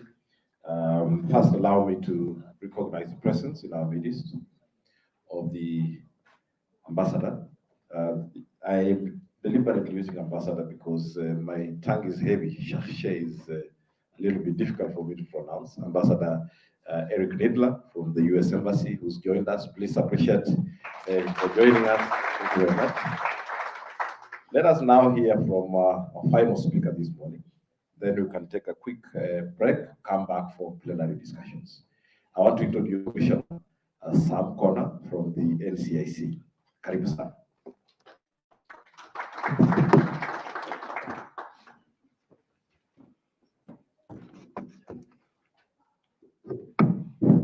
Thank you very much, Franklin, our Chief Speaker, Bishop, representatives from the national government, embassies represented. Good morning. Yeah, my name is Sam Connor. I happen to have some cold, but it's not COVID. I want to start by, first of all, thanking the International Republican Institute and the Center for Multi-Party Democracy for organizing this symposium to discuss issues of politics of decency and also to make sure that we have a peaceful election. I've been asked to discuss strategies for and political actors to ensure peaceful electoral processes. And I would like at this point to give a disclaimer that whereas I may know what the National Cohesion and Integration Commission is doing together with civic actors like CMD, NGOs, and religious institutions, as well as communities, I may not know what strategies political parties are putting in place to ensure a peaceful election. But it's also nice that they're here because our democracy as a country has grown over the years, especially the last 30 years. We've had regular elections, peaceful transfer of power. You've not had any coup, and we have matured as a democracy. What I will spend most of my time talking about relates to political parties, because where we sit as the National Cohesion and Integration Commission, we hold the view that the biggest or the weakest link in our democratization process is our political culture, whose carriers are the political parties. But I'll come back to that. First, there has been a lot of concern about groups or political parties and individuals doing different things. I just want to tell you that politics in Kenya, just like everywhere in the world, is a high contact sport. So that's why we are seated here to discuss about creating peace, cohesion, and so on, because people will ultimately interact, and in the process of interacting, they will disagree. And knowing that politics is generally divisive, then that's why we must pay attention to these processes. But also our country, our politics, especially in Kenya, has a tendency to bring the worst in all of us. So that's the other reason why processes like this to discuss, plan, and lay out strategies for ensuring a peaceful election cannot be understated, or you cannot be able to disregard them. Because if you don't do something, then you will be in trouble. But also, we know that historical data suggests or indicates that every time we have an election, it affects our growth trajectory as a country. And this time, it's even more serious because the economy is already in some form of meltdown because of COVID and other factors. There is a lot of desperation in society.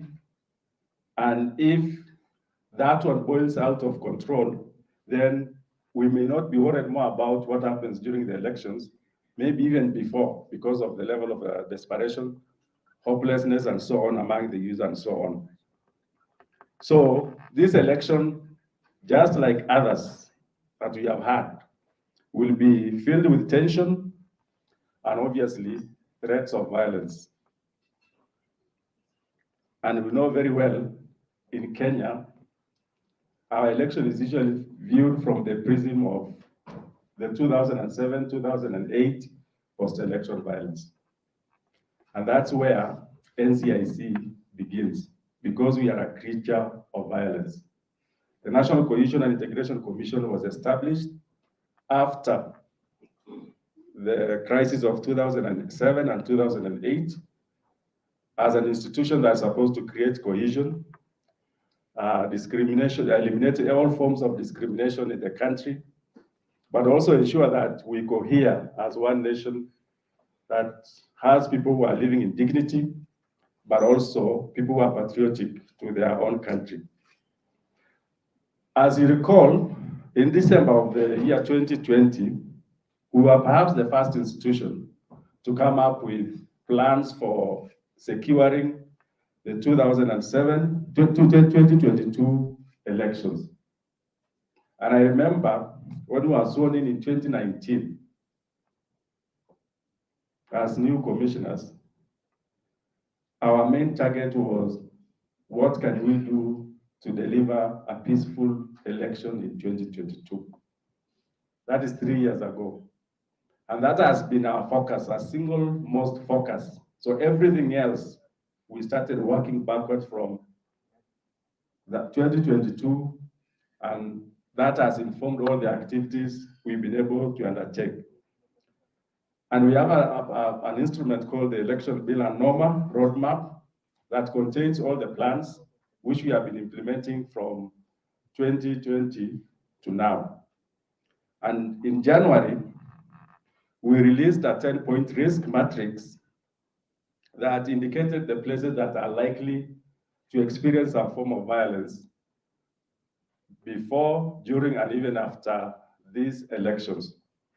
That matrix was basically based on factors such as, has this region ever had a history of election-related violence?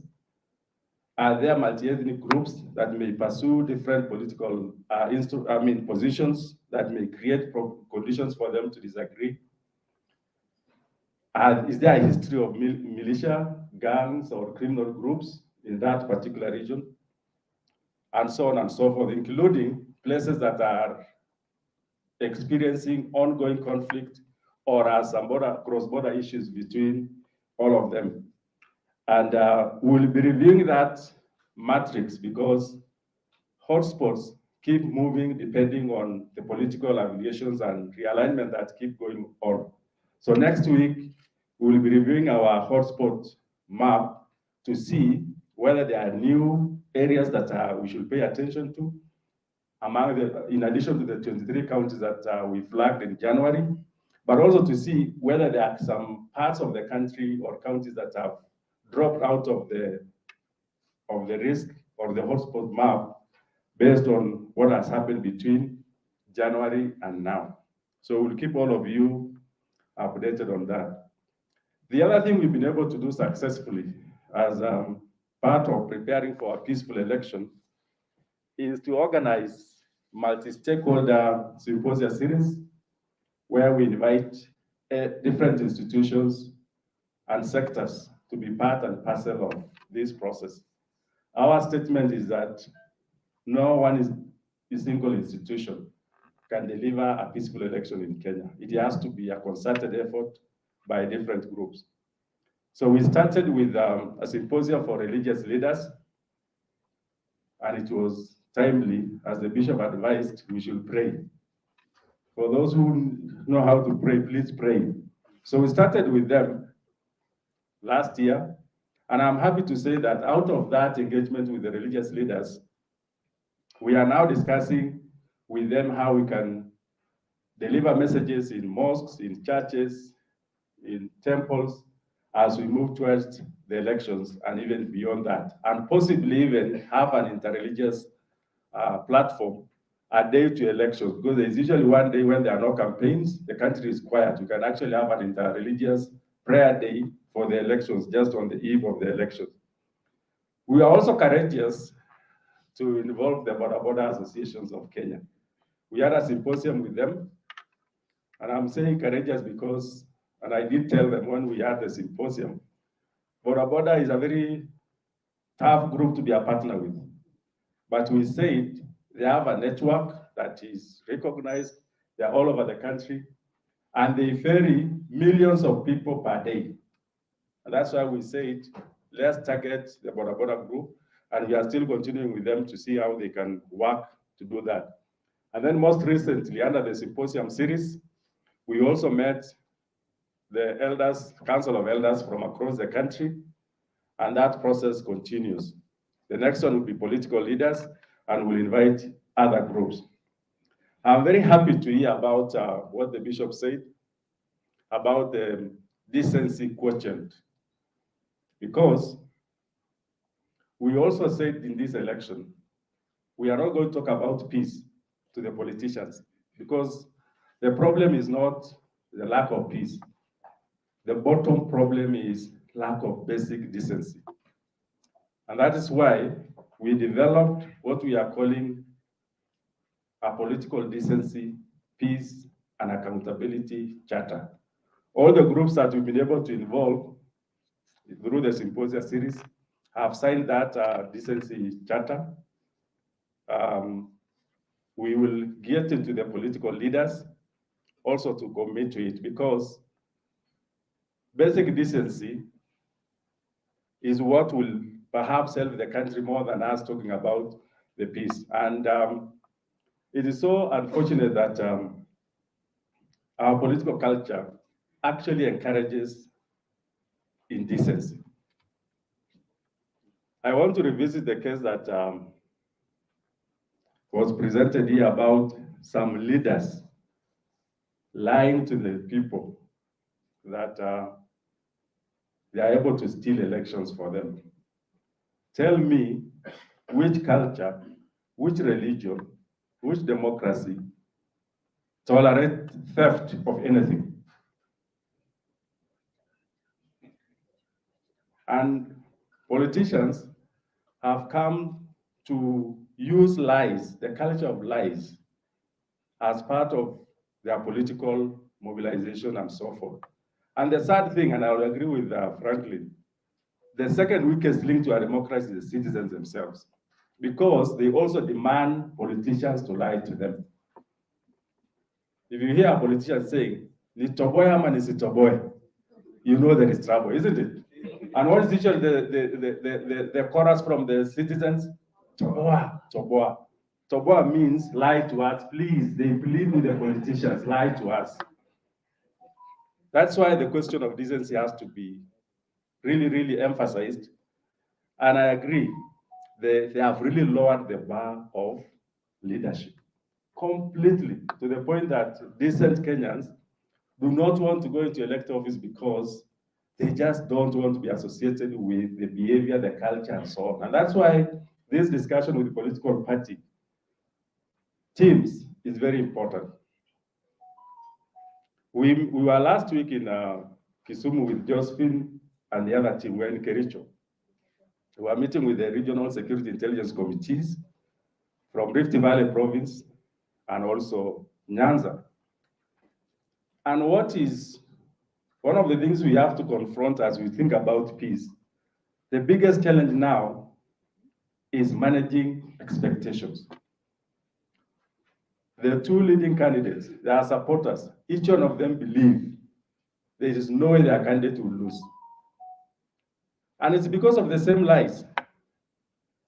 Citizens have been told, oh, the team that knows how to steal election is now with us. So there's no way we can lose. The other citizens are told, oh, there is something called system, deep state. They are with us now. There is no way we can lose elections. Those are conditions that make it difficult for citizens to accept their candidate will lose.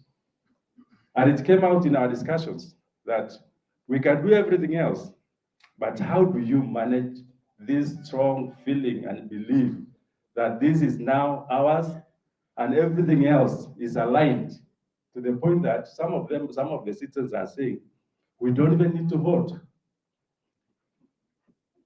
because it will be stolen on our behalf. Because the deep state is there, the system is there. What sort of, first of all, that's an affront to our own democratic practice. For a political leader to stand and say, we will steal election. I'm not a lawyer, but if I was a lawyer, you could actually charge those people for imagining to steal, if there is anything like that, or trying to, having the mind of a thief.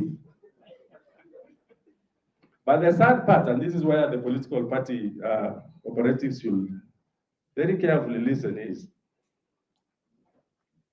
and this is also the challenge we have had on the question of hate speech. If, take this, and we have seen it, if a politician changes allegiance from one political party to another, the party usually takes disciplinary action on that particular leader, to the point that you even chase them away or you tell them whatever else you want. Now, if your political leader lies, as I've demonstrated, have we had any political party condemning or dissuading the politicians from saying they will steal elections? Has anybody had?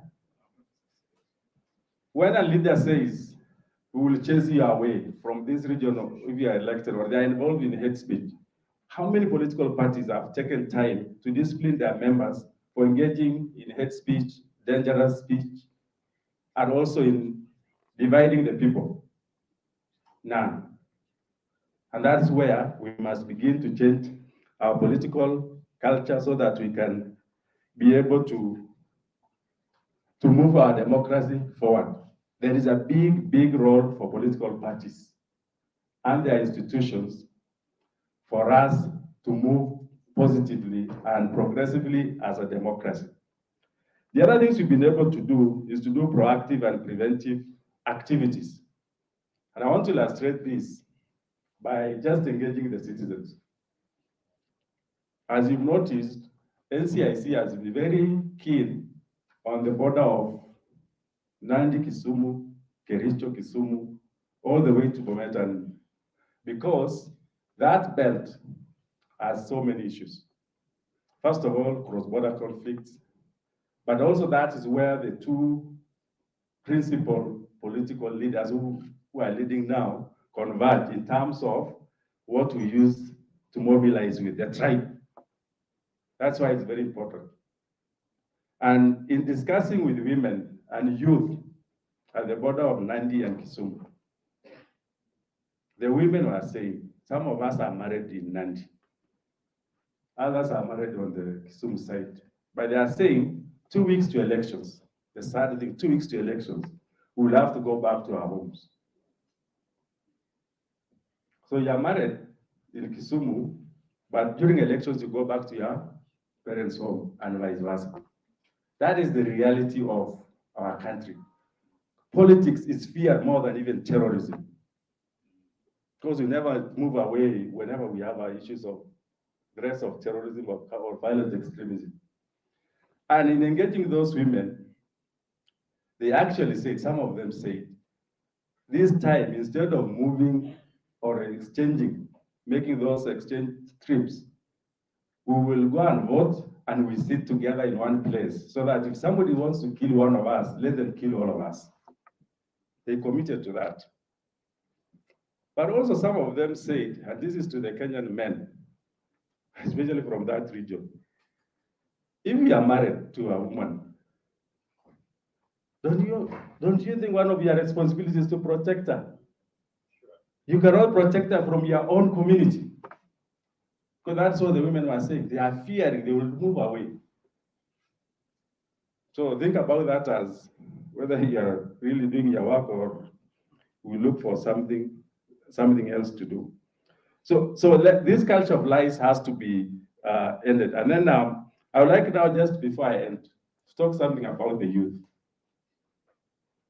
Because we're trying to track how these different youth are behaving, especially during campaigns.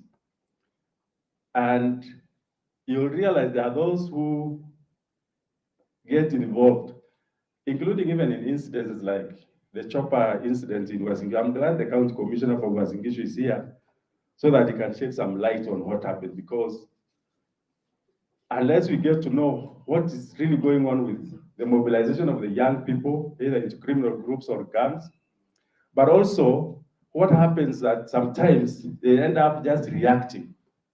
And what is emerging is that there are youth who are just there, and if the politicians do not give them money, which is another bad political culture, they actually become rowdy and violent.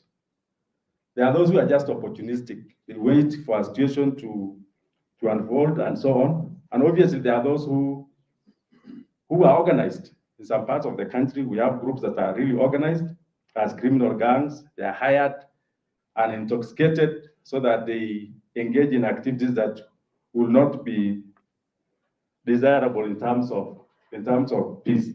So that is what we've also been doing. And for purposes of the young people, we have an activity called Peace to the Cities. Peace to the Cities targets Nairobi, Mombasa, Kisumu, Eldoret, and Nakuru. And why?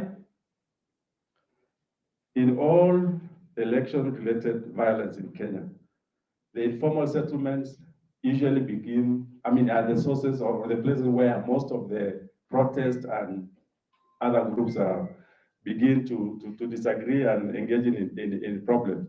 Secondly, they are also multi-ethnic and diverse in terms of who lives there. And linked to that, we will soon be releasing a report targeting settled communities, especially in places like Naivasha, the flower farms, the tea estates in Kericho, the sugar plantations in parts of the country. Because in those flower farms and tea estates, you have different groups. And you will recall what happened last time in places like Naivasha, places like Kericho, particularly in places where you have different groups of people working in one farm and living in an estate inside the farm, you know what happened that time. And by November last year, one of the flower farms in Kericho had a projection of people seeking leave just before August this year.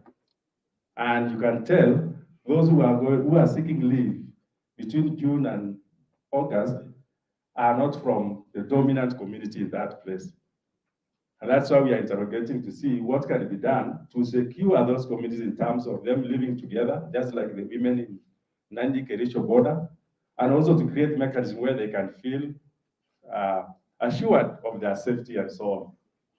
And luckily, the sugar plantations and flower farms and tea estates in all these places are sensitive to how their workers feel or react to post-election violence.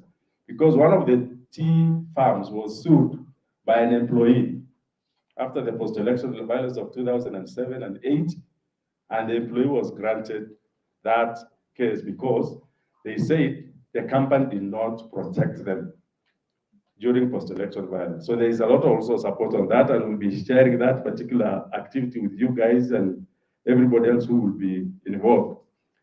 I want to end by saying we really value the value of partnership and collaboration. And we have had many entities supporting our activities across the country. Beyond the government of Kenya, we have got different organizations that have been able to support us, and want to say thank you for their support, and the work continues for us to engage in this process of securing a peaceful country.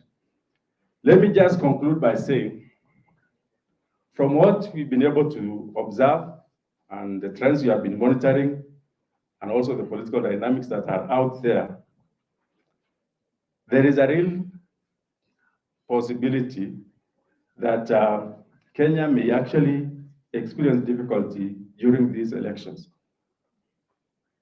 And you can tell already from what has been happening. So it is not far-fetched that we are talking about or preparing for a peaceful election. There are all dynamics, political dynamics and trends point to a difficult election. And there are many reasons for that, which we can discuss another time. Secondly, we do not need to worry because we have to have reasons for optimism. At least in our country, we have a robust and strong network of actors working on peace. And if we delivered the 2013 elections peacefully, as it were, then we should also be able to deliver this one, because we have the networks, the capacity that should be able to counter the threats that may emerge from those who will be interested in dividing the country and so forth. So we have that infrastructure for peace building that should give us hope, resilient citizens, the ones we call Jeshi la Amani, and therefore we should all be able to work hard and deliver a peaceful election. For the political party leaders and their representatives here, just as we prepare citizens to accept results, as we prepare speeches for your leaders, prepare two. One victory speech and one concession, so that they can begin to internalize that it is possible to lose. Just do that for them. Mheshimiwa, if you win, this is your speech. Review it and give us your comments. If you lose, and sometimes they might be hard on you because they don't expect you to anticipate that they can lose, but just do it as a civic duty. If you lose, this is your speech. And if you don't agree, go to courts. There should be no reason for any politician to call for civic demonstration or violence against other citizens. Our courts have demonstrated time and again that they can be trusted to deliver a verdict that favors justice and the rule of law. So there is no reason why people should go to court. And to that end, as a commission, we have now established a panel of eminent mediators that we've just been going to train so that in case of any problem, because you never know, they will be able to reach out to these political leaders and their supporters so that we can always keep the door for dialogue and consensus building open. We are devolving those eminent panels to the counties and regional places so that they are also able to deal with problems that may emanate at the county or the village level. So I want to end by saying that if we change our bad culture, political culture, if we just embrace some level of basic human decency and trust in our systems and institutions, Kenya shall stand strong after this election. Thank you.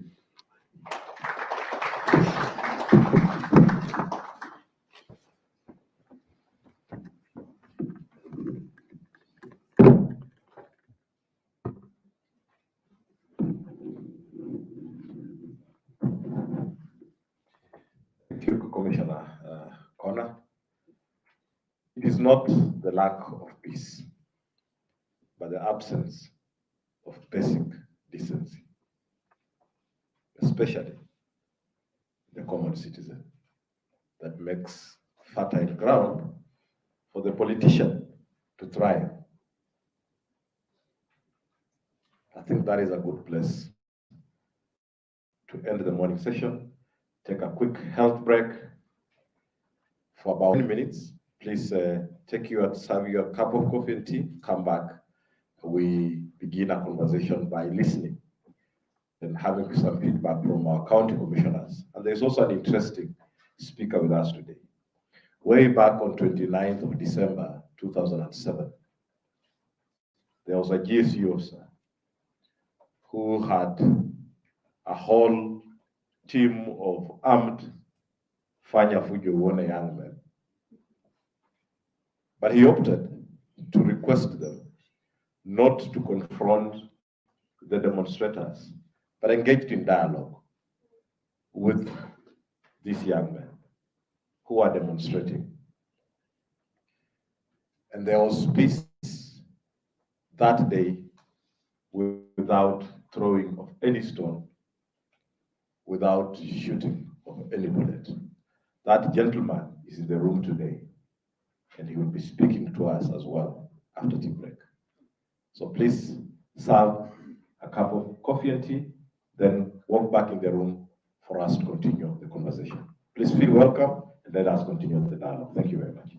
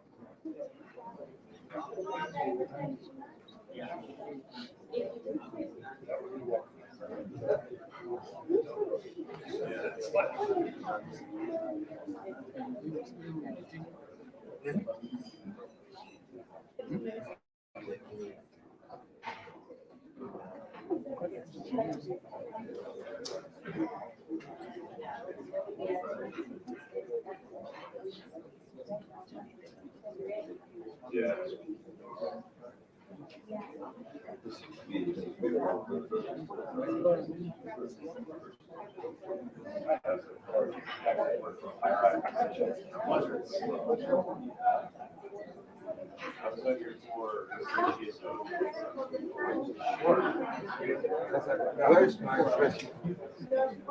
Can we connect it? Which group are we going to use? I think it's going to use HDMI. This one has HDMI. Oh, it doesn't have a. Yeah. When I'm ready. Do you feel it? Which pen are they using? The Rodi pen. Hi, how are you?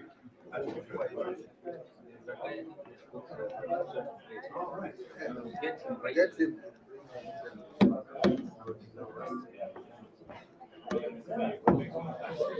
He's come. He's done.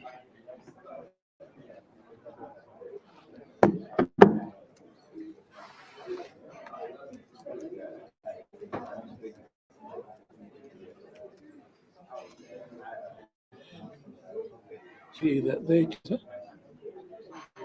Not screen. Wait.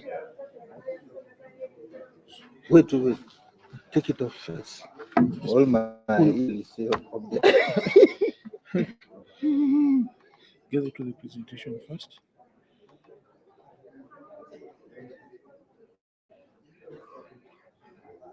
So you work for multi-party democracy? No, IRI. For? IRI. What is that? International Republican Institute. Yeah.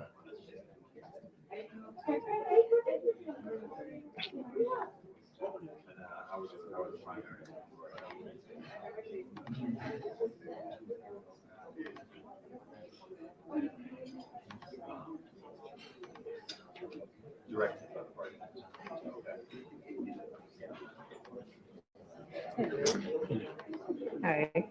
You okay? Not yet. We're waiting for the pen for signing on that thing. Or they use their finger. For what?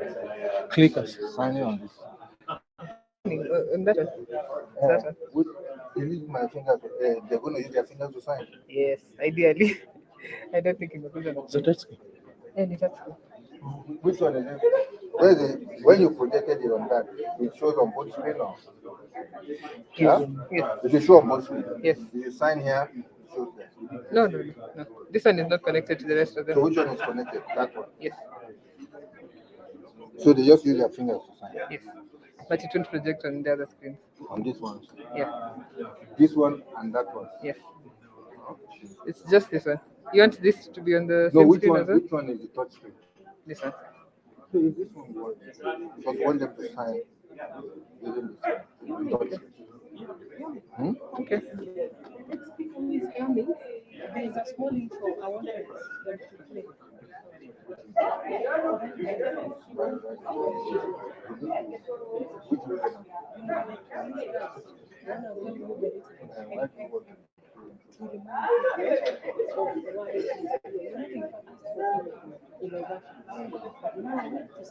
Who has this is connected to internet. So how do we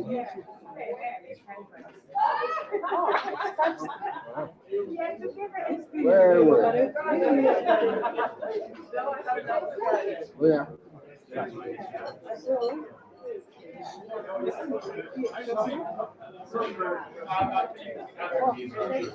This is a touch screen. Have you settled on this thing and whether or not he's saying something? No, what's his name? Patrick says he's gonna talk to him, but I want him to say something during the vote of thanks. He can come first. Yeah. Once he confirmed. Okay. Yeah. Anne wants to play one video for this guy.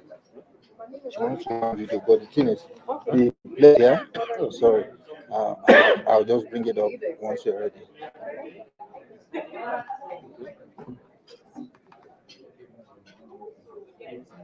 The plate is ready to run.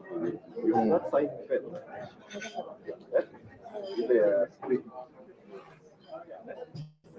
But I have.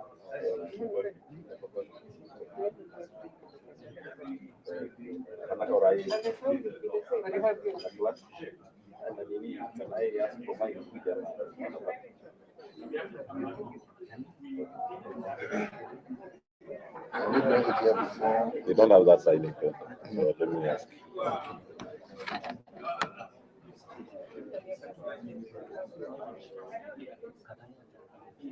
Where is it? This is in a Zoom call. So much info. Yeah. I think this program. We are 3/4 done. We are nearly done. Just one more quarter to go.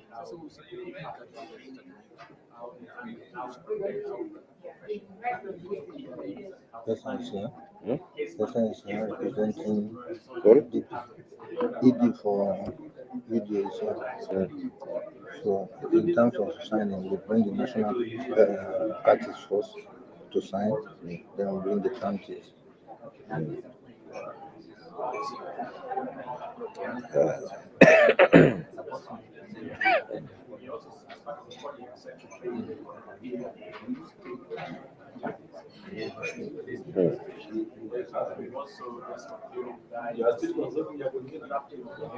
I thought we calling somebody to bring the pen. Oh, we resigned to just use our fingers. No, I'm trying to get. Oh, you saw my this one. Frank, I can't wait for this to be over. I barely slept yesterday. Sorry. I barely slept yesterday. At one point, I said, fuck it. Even if they don't come, we'll do this thing. And here we are. I was waking up back on my room. We are camping up. You will not hear that. Where is he? He's still coming. He's still coming. We are coming. Then I have to come at the house. Dominic, sasa hebu enda kwa ofisi yangu kwa hiyo bag ya laptop. Umuko hapo? Angalia ile kamfuko kakando kadogo. Ingia hapo utafute, kuna kalamu iko kwa box. Kalamu nyingine iko kwa box hii fulani hivi. Umeipata?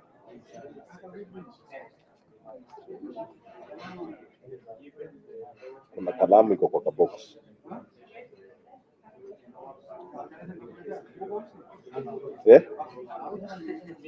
Umeipata? Kuja na hiyo kalamu. Nilete hiyo kalamu hapa nini? Hapa Kempinski. Acha nikwambie mahali utakuja uchukue tu nduthi haraka haraka.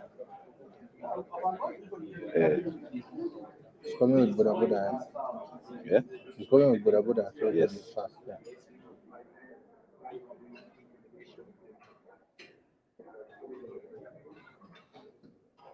Let me find out if this guy is comfortable. Let me find out if this guy is comfortable. Yeah, find out so that we.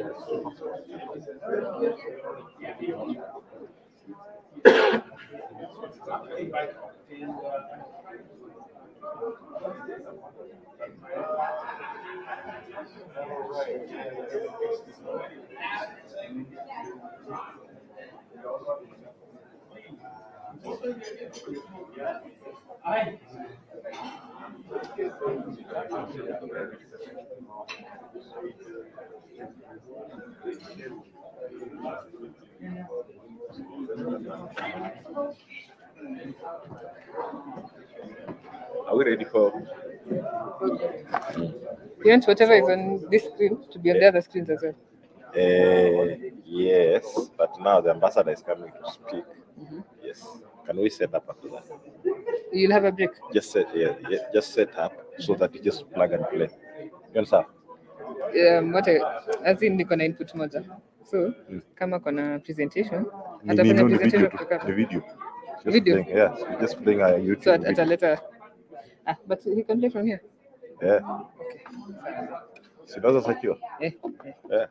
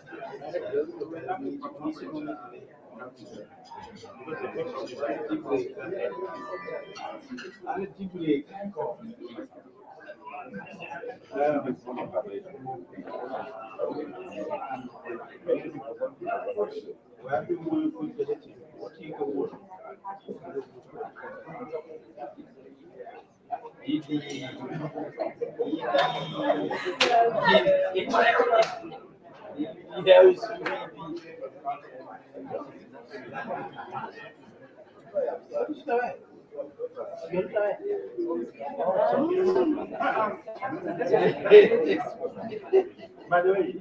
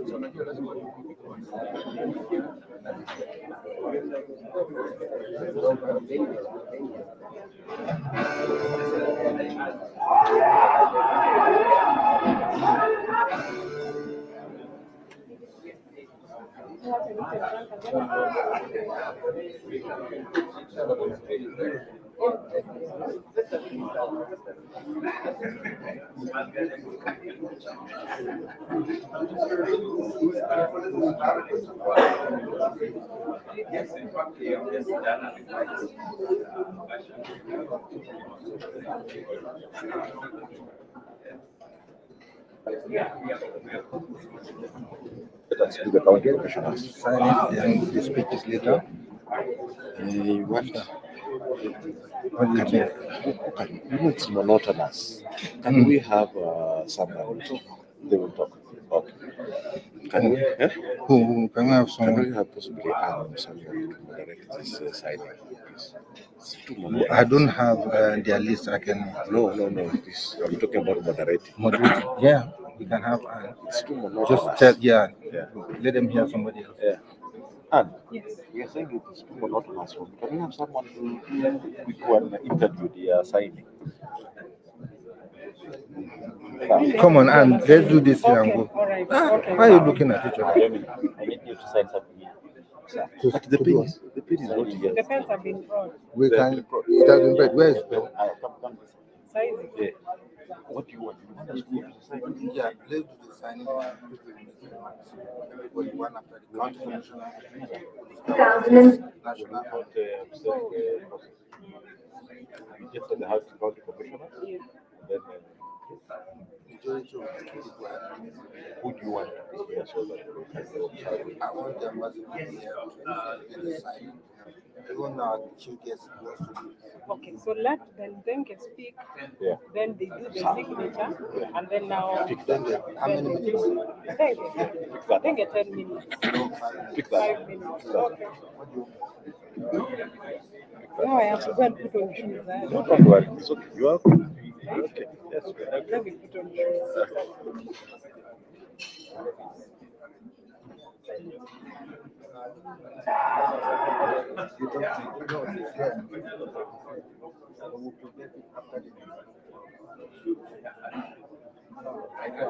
You are here, right?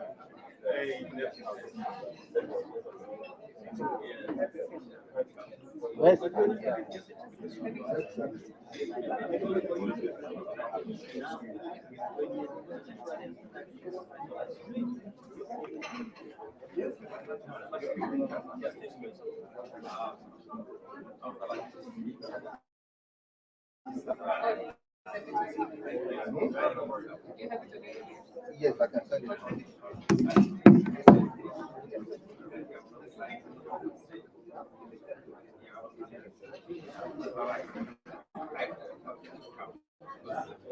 Hello. What's your email?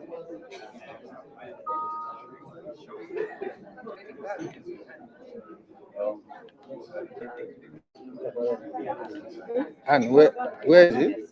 My video. No, where is it? So which email? Oh, which one? This Gmail? Whichever.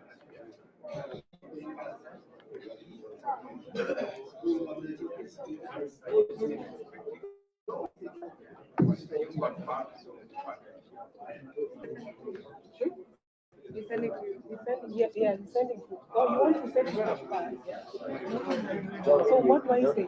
I introduce Velvet, then we do the signing ceremony. Yeah, you introduce him. Tell him 5 minutes so we can get out of here. And then now, we sign it. Yeah, I've sent the document. My dear God. Actually, I'm just letting the lectures give it to the back side. Oh, he signed. Yeah, I've only my because this is about to alight. So, best here. So, for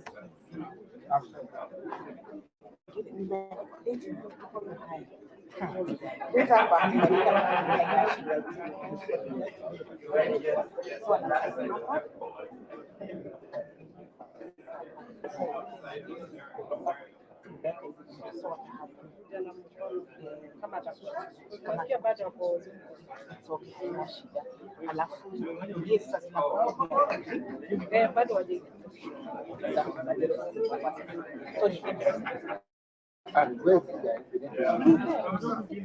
okay. You have collect for the attention. Sir. Can I request us to kindly take our seats? This next gentleman, I don't know how to introduce him, but maybe what I can say about him is when we had the Rebasha meeting, he featured immensely in our conversations. And today, we are so grateful that he's here. That time, he was just a superintendent of police. As we speak today, he's the Deputy Regional Police Commander in Northeastern. And I just wanted us to refresh our memory of what happened 2007, 2008, and why this gentleman is important in the history of this country.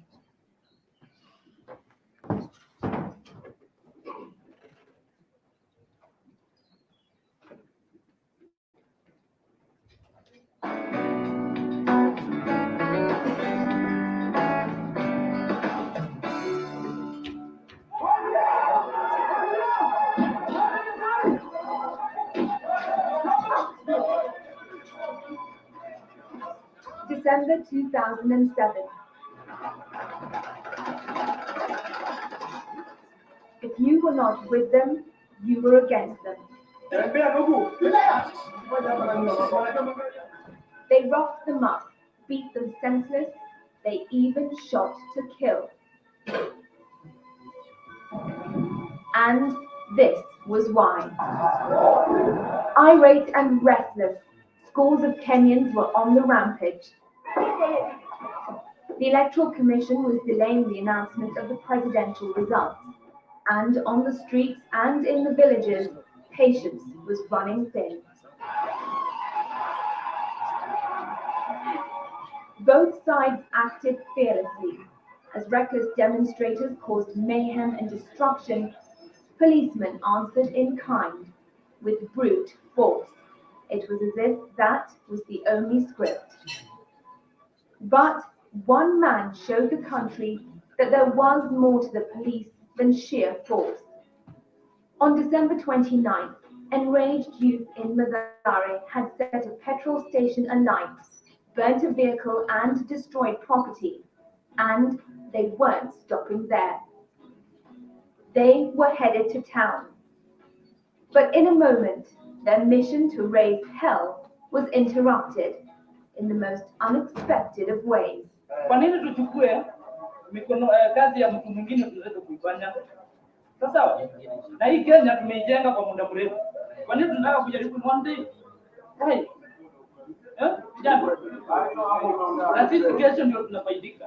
Superintendent Joseph Musyoka Mbengue, member of the GSU for 26 years, had been deployed to man the Mathare-Karuma area.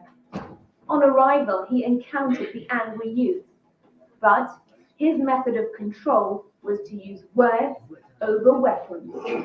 I walked up to them and asked them, why are you destroying the properties at this time? We have taken a long time, about 40 years, to build this country. The youth, they listened with me, and they decided to abandon what they were about to do. While some of his colleagues reached for their guns at the first sign of trouble, Mbengue saved hundreds of lives and property without firing a single shot, a test many of his colleagues failed so miserably. The first thing you have to do is to make dialogue with the people. Make sure that they understand you. After they understand you, they may abandon what they are doing. If they are not, then you go to the second option. In a heated situation and in the face of hot-tempered Kenyans, Mbengue could have easily become a victim of their violent actions. Still, the father of six was rational, his attitude bold and noble, his humble background possibly a great influence. Since I was young, I was trained to be respectful, and my parents told me that I have to be peaceful sometimes. At a time when the entire country was up in flames, Superintendent Mbengue knew he still had to play by the book. And everybody was watching Kenya, all over the world was watching Kenya. How are we behaving? Will we survive? Can we have that humanity? So when that one rang into my mind, I got so curious that I need to do something. It's here, an area commonly known as number 10 in Mathare, where City Superintendent Joseph Mengen successfully engaged those youth in dialogue. His efforts didn't go unnoticed. A year on, residents in the area still remember that very day. Anajaribu kutubembeleza pamoja na mambo ya vita. Sasa huyo alisaidia sasa, walisema wengi hapo, walisema nyinyi mnataka kuharibu ama vijana mnataka kuharibu, na tumekaa hapa kwa amani siku nyingi, tungependa mtulie hivyo. And it's not the first time Superintendent Benge has shown courage under fire. During tribal clashes in the Rift Valley in 1991, he used reason and words to ease tensions between the Maasai and Kisii. They appreciated what I did to them. It is only in the year 2007 that the clashes have started to recur again, and they could remember what I did to them. At a time when Kenya's police force has a tarnished reputation, accused of extrajudicial killings, it's difficult for the public to view the force as anything but heinous. People think that the unit is brutal when they take the law into their hands and they are confronted by the unit. They become brutal if the people are brutal, because you have to use force to quell a force. I asked him if he considers himself a hero. A person cannot judge himself. Benge has shown courage under fire. During tribal, they rocked the... And it is with great honor, pleasure, and I am humbled to introduce Deputy Regional Police Commander, Northeastern, Mr. Joseph Benge.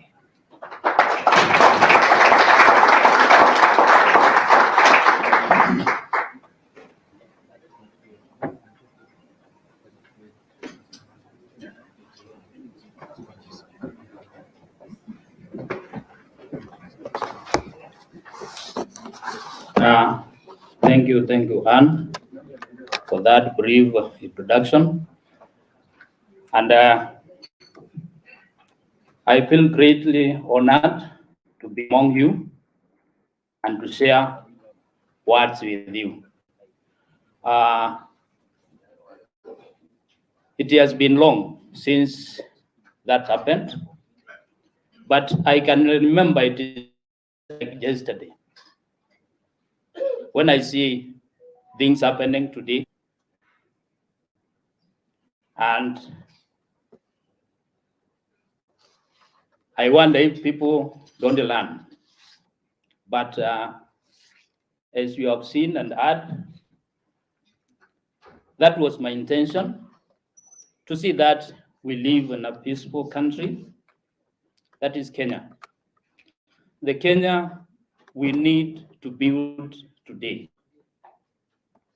We should remember that Kenya was not built,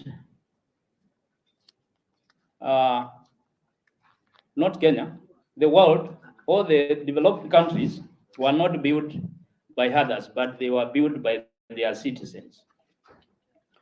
That can also appear to us to see that we create a peaceful environment at this juncture during this electioneering period. If any one of us raises up and says no to violence, I think we'll be in a good situation in Kenya today. When we talk of developed countries, we envy those developed countries. Why don't we be like those countries? If the ambassador can attest to that, then he wonders why is Kenya not like America? But America, remember, it is over 200 years ahead of us. But we can also reach there if everyone stands up and says no to violence, yes to development. That is the essence of today's theme, to see that we live in harmony. Don't say that because you are so and so tribe, so and so ethnicity, you cannot develop. Just use the word, say no to violence, yes to development, and things will be okay. We have so many stakeholders in this room. If any one of us, every one of us, goes out and says, this year we need a peaceful electioneering period, and those stakeholders which are here,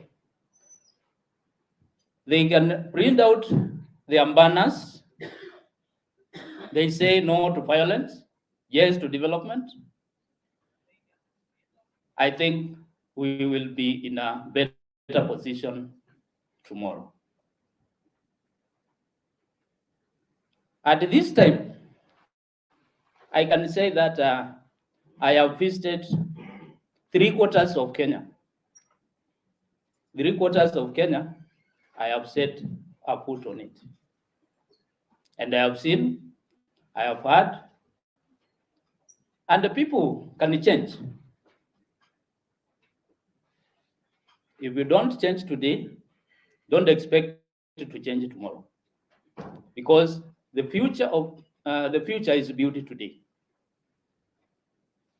So all of us who have come to these activities today, take a word from me, spread it to your area. I understand that Mr. Kono was talking about between Kericho and Kisumu, people are starting moving. There is no need of moving. If only we teach the word no to violence, and we preach that gospel with the assistance of the bishop here and everyone, we say there is no movement. How do you expect somebody who was married from Nyanza to Machakos, and then the wife says, I have to go to Nyanza because Machakos is not safe? I myself am married to from Western. So will I chase my wife to go away? And what will happen to that young man? He is my last born. What will happen to him? What will you say about that? So please, all of us here, let us go and preach the word no violence, yes to development. And we will see a good Kenya that we would wish to live the rest of our life. If somebody is asked, where will you want to spend the rest of your life? Utasikia mtu anasema America, England, I will go. You will not hear somebody say, I will go to Iraq. Why? Because you remember those days where there was no peace. Or Somalia, nobody would want to be there. So, and we built a peaceful country that we would love, and our future generation would want to develop it when they are inside, not outside. Not outside, but within the country. I know Ambassador will bear with me. When we have chaos, when there is chaos anywhere, they send out advisory to the citizens, movement advisories to their citizens that don't move from this point to this point. Why? Because there's no peace. But we would wish them to say, now come, we have peace. And Ambassador will bear me witness that this year we would want you not to tell them don't come to Kenya, but tell them visit more frequently to Kenya because we have peace.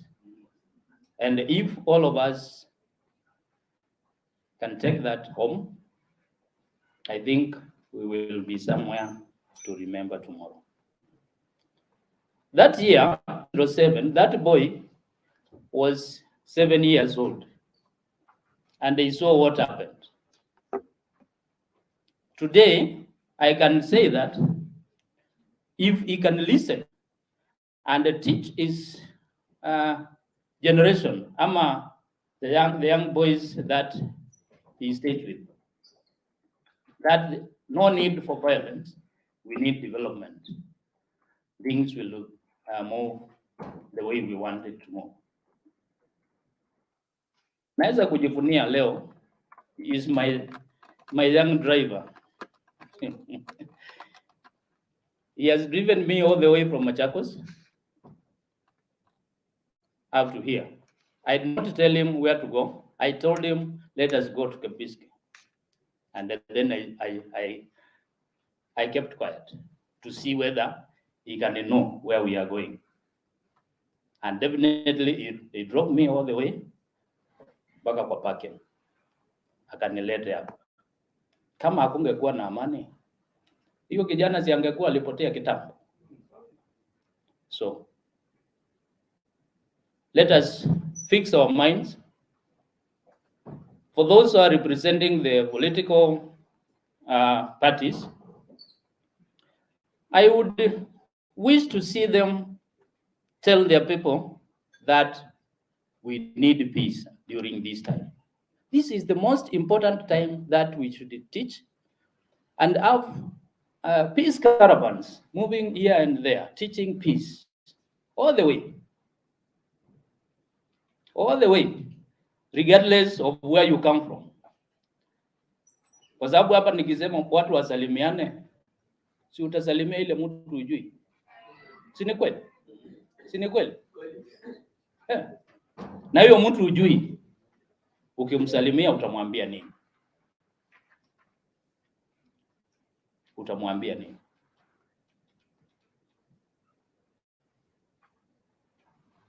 We always talk of a young democracy in Kenya. But as I said, Rome was not built in one day. One day, one time, we will reach there. If only we are committed to preach that gospel.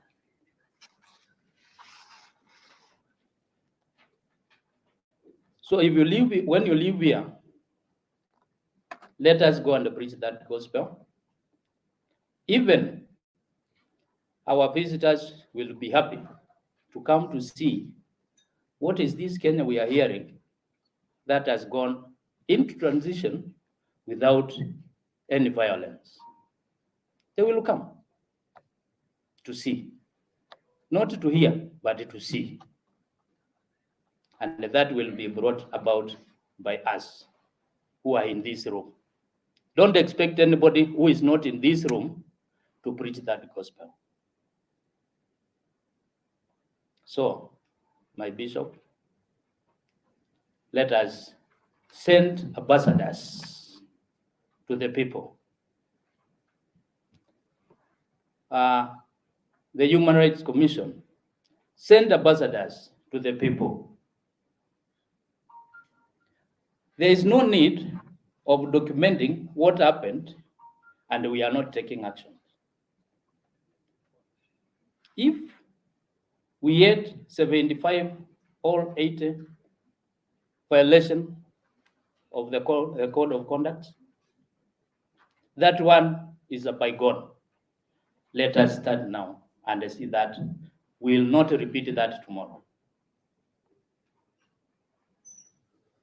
For those who are engaged in making sure that the election goes on smoothly, the IEBC, this is not the time to lament. We have not done this, we have not done this. That one would have been done since we finished the last election.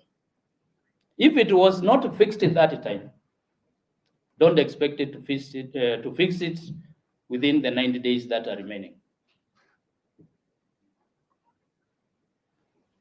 I think everyone should be serious on what he's doing. If every agency is committed,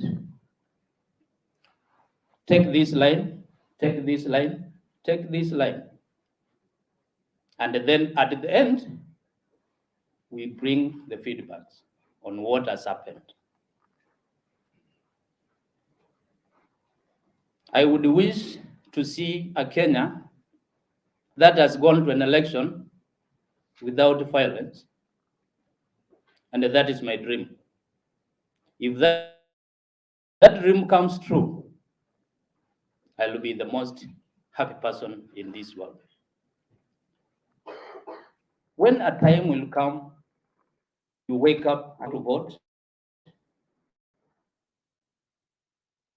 you go and vote, you go back home, the results are announced, and everything goes as it is. Whether you win, whether you fail, life goes. Because after the election, you will go back home and you will visit that supermarket, which you thought you will not visit, be buying the commodities there. As we always say, election is not an event, it's a process. And if the processes are harmonized, I think we will have a peaceful election this year. If we say the implementation of the code of conduct lies squarely on the principles of the candidates, let it be. And they teach that. Instead of blaming another body, blame yourself that you have not achieved what you were supposed to achieve. Sometimes in Kenya, we make very good policy papers, but then we fail to implement. We leave it at the factory level. We don't implement it. Other countries come to us, they borrow our papers, they go and implement. And then we say, they have developed. They have used our brains. Why don't we use those brains to bring that development here in Kenya? Now we are talking about Rwanda. What did they have? It is what was developed in this country. I remember they sent officers to come when I was at the training school. They came to us, they joined us, we trained them in the same class as our officers. When they went back, they are 100 miles away from where we are. So, can we implement those policies which are rotting in the cabinets? They are saying, yeah, we have developed this, we have done this, we have done this. But where is the results? Where are the results? We would wish to see the results of what we develop. So, Director General, you have a work to do. The CIC, you have work to do. The Bishop, you have work to do. I myself, I have work to do. I will not excuse myself. I am with you to teach and to implement. So all of us can say we have achieved this because of this. I remember when I was in Migori, Mark Abong was there. Yes, he was there. And you heard what I said during that meeting. Where is Onyang? Where is the human rights man? He is here. He knows what we said. And that is the time we were being tested. What happened in 2007, whether it will happen in 2017. Although it went kidogo, lakini tulikazana na ikafaulu. Si kweli Makonya? Yeah. Perfect. We did it. Why can't we do it this time? Now we have the resources, we have the skills we have. Let us use those skills and say no to violence. We say yes to development, and things will go. For listening, I say thank you very much. And I would wish to see more of this, at least in every county. In every county, before we reach the election period, election time, we should see more of this, so that everyone knows what to do, where to touch, and where not to touch. With those few remarks, I wish you the best during your planning and execution. Thank you.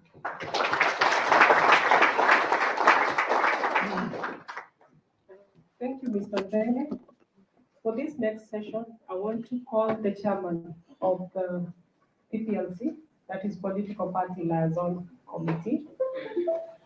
And this is where he will call the political parties, he will tell them what to do. And the process we are doing is voluntary, but it is the good of this country. Bishop, when we were having a conversation, I told you we'll have political parties in the room. And what we want the political parties to do is to append their signature that they will uphold peaceful elections. We've seen from the video what happened in 2007, 2008. By them appending, and with the witnesses here, and the witnesses, we have Wanjiko in the room, we have civil society in the room, we have the religious institutions in the room. So that if any violence happens, we can hold these political parties into account. So this one, I give it to Mr. Misati. Thanks so much. First, the ambassador representative, other leaders from the political parties, CMD. I want to greet you all. Good afternoon. Is it good morning or good afternoon? Good afternoon. As you have heard, my name is Ivan Misati. I'm the national chairman for PPRC, Political Parties Liaison Committee. And before I do what I'm going to do, I wish that the representatives of the parties to come in front and join me, particularly the national leaders from all the parties that are here. I can see my PPRC members, please come forward. Then I request Bishop to pray for us. We want to put God first for what we are going to commit ourselves into. Then from there, we do a short prayer. Please, my members, join me. The members of the political parties who are here, from all the parties. I know our other party leaders are not here, but we are representing them because PPLC is a body that represents all the political parties. Please come, Kanu. Bishop, you can pray for us so that whatever we commit to, God will guide us, whatever we are going to do. Please come. Yes. Senior.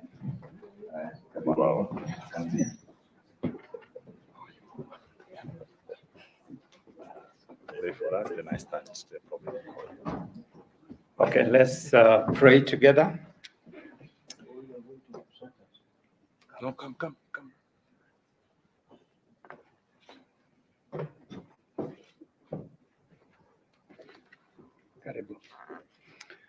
We pray together. Everlasting Father, we come before you this afternoon and we commit ourselves to you. You are the Prince of Peace, and you created the world to be a place of serenity, of peace, where your people can go about their responsibilities, duties, and engagements without trouble. But we continue to experience disruptions due to various factors, some of which we have discussed here this morning. As a country, we are facing a situation where predictions are that we could easily get into a violent situation. But we call upon your name that you may arise and speak peace like you have done in many circumstances. I pray that we who are your agents would also be promoters and ambassadors of that peace. So as we make a commitment this afternoon, we make it before you. I pray that the agents of various political parties who are here, representing their leaders and their members, will take this matter seriously because it's done before you. That as they go out there, they will remember the commitment they have made. And no matter what provocation or circumstances they may face, they'll commit themselves to maintaining law and order, peace for the sake of the people of this country. But in this election of 2022, we will not see bloodshed, we will not see displacement, we will not see destruction. This is our prayer that we make before you as we commit ourselves to you in the name of the Father, and of the Son, and of the Holy Spirit. Amen. Amen. Thanks so much, Bishop, for the short prayer. Now, I did that because I am a believer, and I know that without God, nothing is possible. Now, the members of the political parties who are here, before we sign, I want them to kindly, no speeches because I know our guests want to leave, just introduce yourself so that the members can know you here very quickly, just the name and the party, then we move. Good afternoon. I said my name is Philip Makabongo from Migori County. I'm coordinating the presidential campaign and also the chair of Migori County. I have only one point. Allow me just to say in 1 minute, all discussed here, we have left one vital point. All this bloodshed you see in this country, I'm an international observer and I did observation in South Africa. I have the report there with the AU and other parties concerned. They have a solution for us. And if you allow me, I'll give you a copy. But what I say here, it is corruption. There is nothing you are discussing here if you leave corruption. I told them there is one thing. There is what we call some things in the computer in Kenya, but there we used the same and it worked so well. And today we tried even in our own ODM, it did not work. It was corrupted. Thank you. Thanks so much. This is ODM. Please, I want, because of time of our visitor, I just want us, just a name, please, just quickly, and the party. My name is Joseph Kemboy. I'm the ODM chairman of St. Bishop County. Thanks so much. Roslyn Ogola, ANC Party. Thanks so much. I want to know that the parties are represented. Christine Dungu, Democratic Party of Kenya. That is DP. Zahra Rashid, Economic Freedom Party. That's another party. Gladys Omato, CCM Party. That's another political party. Joshua Aluochi from Kano. That's another political party. Odanga Abesa, UDA Party. That's another political party. Kerosendieki, ODM. That represents ODM from the regional now. Stephen Omshule, Executive Director for the Kenya and the former administrator of 100 elections since 1980. These are my seniors in the PPSC. Loko Coordinator Kisumu, UDA. That's another representative from the county levels of the political parties. Fred Sengo, UDA, County Coordinator Migori. That is good. You have seen the diversity of the political parties who are here. And I want us to do the charter. The other leaders, they excused themselves, they went, but as the chairman of the political parties, Section 38 of our Political Parties Act, I'll want to be committing on behalf of the parties, and then from there I'll give my remarks. So now we are here. I want to read, I, the undersigned, voluntarily commit to abide by the principles of the political parties code of.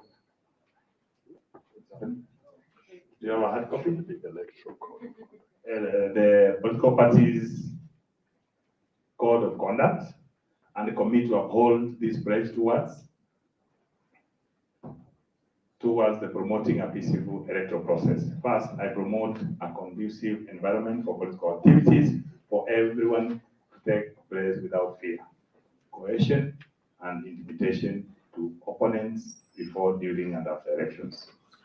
Practice and advocate for political decency, accountability, and respect for human dignity, difference of opinion, freedom of association, and speech before and during elections.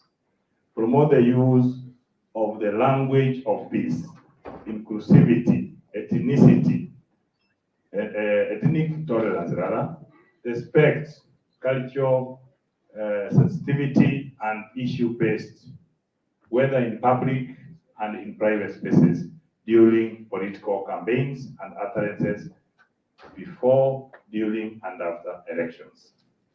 I also pledge peaceful campaigns devoid of hate speech, insults, provocative languages, and being tolerant and inclusive in all political activities before, during, and after the 2022 elections.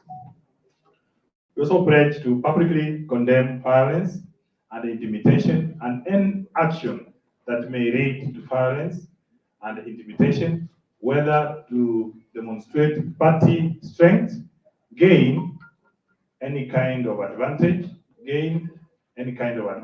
or for any other reason. We also pledge to ensure that no arms or weapons of any kind are carried or displayed in political meetings or any march, demonstrations, or events of political nature before, during, and after elections. We also pledge to exhaust all legal means available to resolve any grievances that may arise from the electoral process before and during after elections. So, as the national chairman of the political parties, I, Evans Misati James, I pledge to commit, and I want to sign the pledge of commitment. So help me God.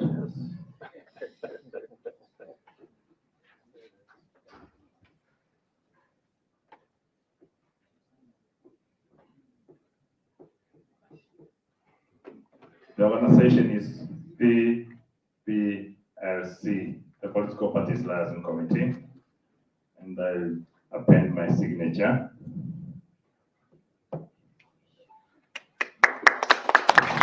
So, as political parties, we commit, and I want Hodium to also come and. Do you have another space for us? Please give us the other space. Hodium, please. UDA? Director is there. Director, there's Hodium to sign, and then you can sign your name and the party. And then UDA. Just put your name, and then organization you can call the party. Just write it. Just write on this space.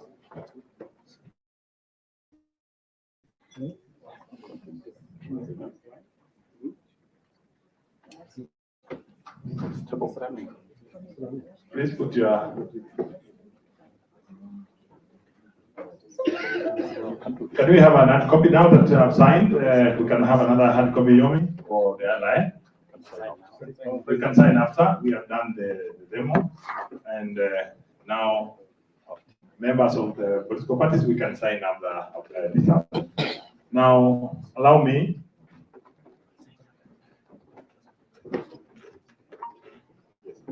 Allow me to just do a brief, then we finish so that our visitors can leave. I don't want to speak much because I've seen the previous speakers who have spoken before me. I've put everything that we need to hear today. I want to request that the stakeholders that we are dealing with today here, I want to just inform you briefly the political parties committee, what we stand for and what we do.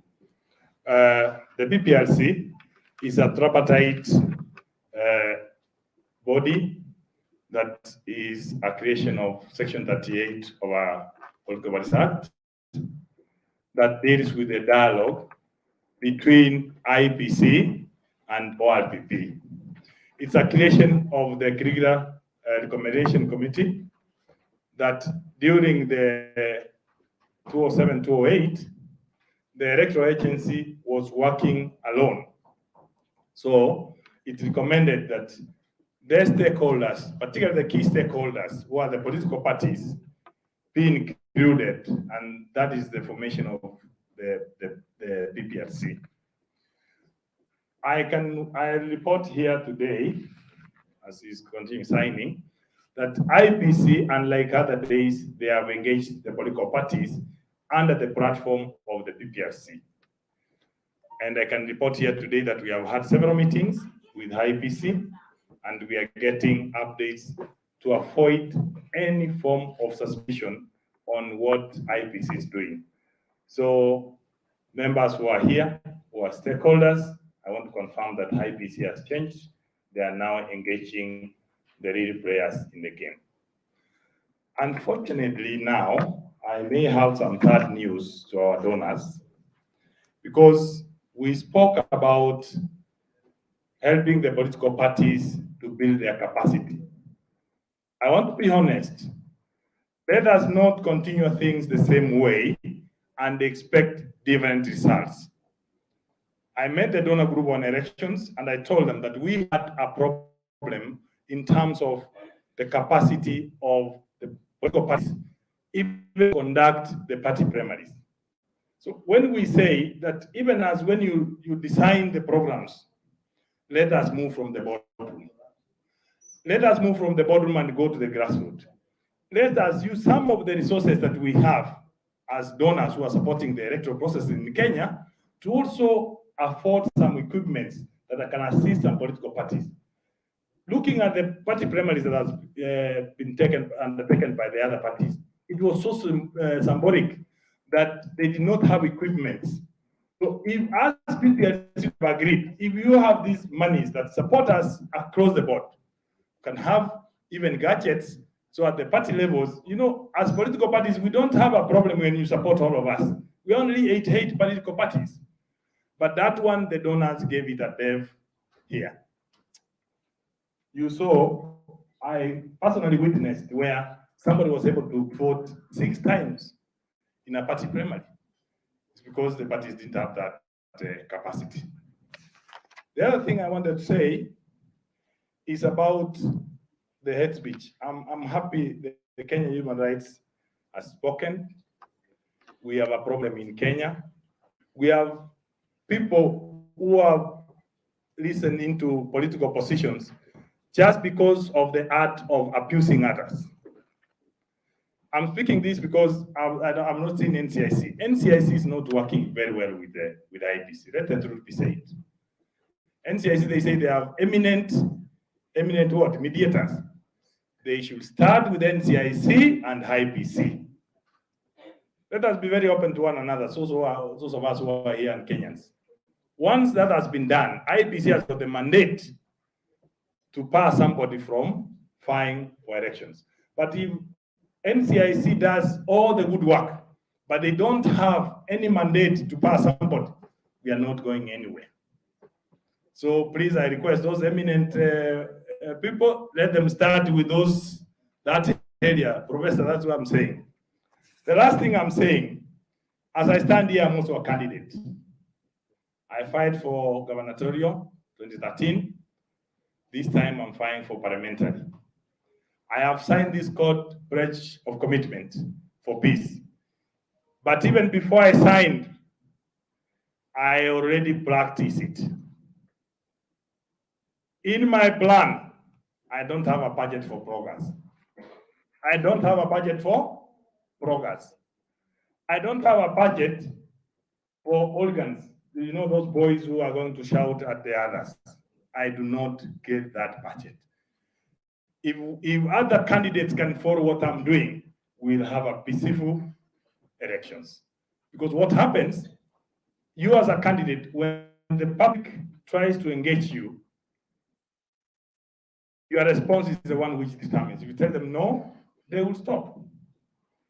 But there's something about handouts that somebody mentioned. I think the Kenyan immigrants. That has become a disease. And the public itself, if you don't give them the handouts, they chase you away. They tell you, now you are not the salt. That's a culture that all of us as Kenyans, we have to fight. And those people who are doing Sinovet, they have to be very careful. Because if somebody knows that Sinovet is going to be done, he only needs to give a few boys some coins. They shout and they say your name. So if somebody was doing Sinovet and comes to the ground and says, who is popular here? Who are they talking about? They think that that is the person. As I finish, what we have signed here, we need some resources to accommodate to do this. We get some small money from Treasury as PPRC, and we are going to engage the political parties. We are going to engage the political parties in a peace caravan.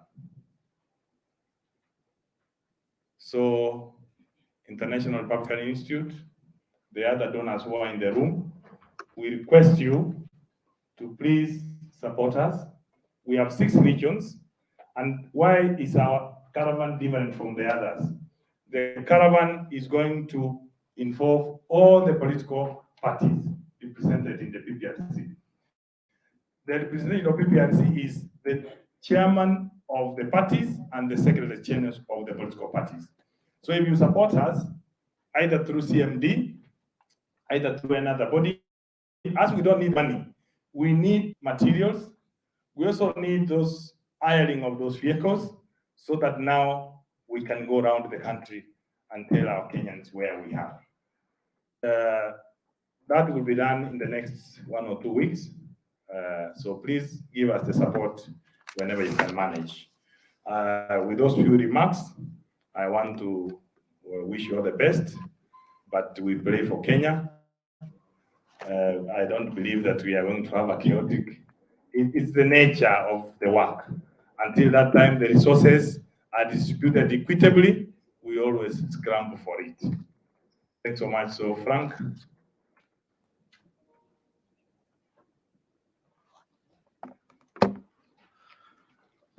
Take over now. All right. Thank you, Evans. Yes, that's the voice of political parties. We have our county leaders here. Thank you for being patient. And we now want to invite the county commissioners to make their remarks.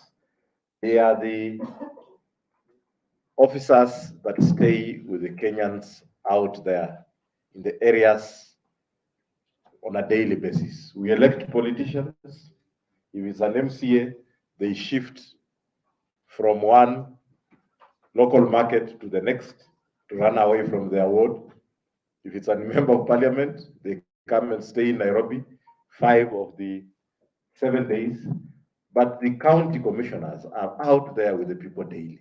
Many of the things that we are discussing here, they are alive to it. I remember County Commissioner Wasingishu when we were with your team. Very helpful, very knowledgeable, helping political parties to look at things from a different perspective. And we really want to honor you, County Commissioners, for accepting our invitation to join us in this conversation. We want now to invite each one of you to make their remarks, their contribution, even as we now allow Bishop Oginde, our keynote speaker, who will be leaving shortly, but I think you'll be able to listen to some of you. At this juncture, let me invite County Commissioner Wasingishu to speak to us. Please put your hands together.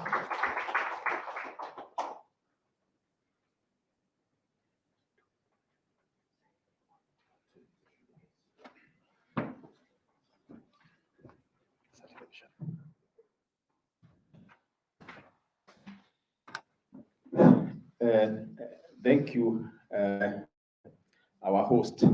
Once again, good afternoon. We want to appreciate the Center, the Center for Multi-Party Democracy, and also the International Republic Institute for inviting us here today, so that we can have a conversation on the issues that are already on our table, that are at our level, because of where we are heading to as a country. Everybody is aware we'll be having our general elections. Bishop Ogide, 1 minute, 1 minute. I just wanted to, maybe before you leave, I just wanted to mention something, because we appreciate the work that you have been doing and the support, the way you have also been handling the issues at the national level, so that we come to your issue before you leave. But we are discussing in ourselves. We have realized this is a political process. And Bishop, the journey that we are going, we must assign the church now, so that we get the elephants in the house, isn't it? So that we'll be in a position now to finalize to discuss all the challenges that we are facing, and you might be a key member. That's my take. Now you are free.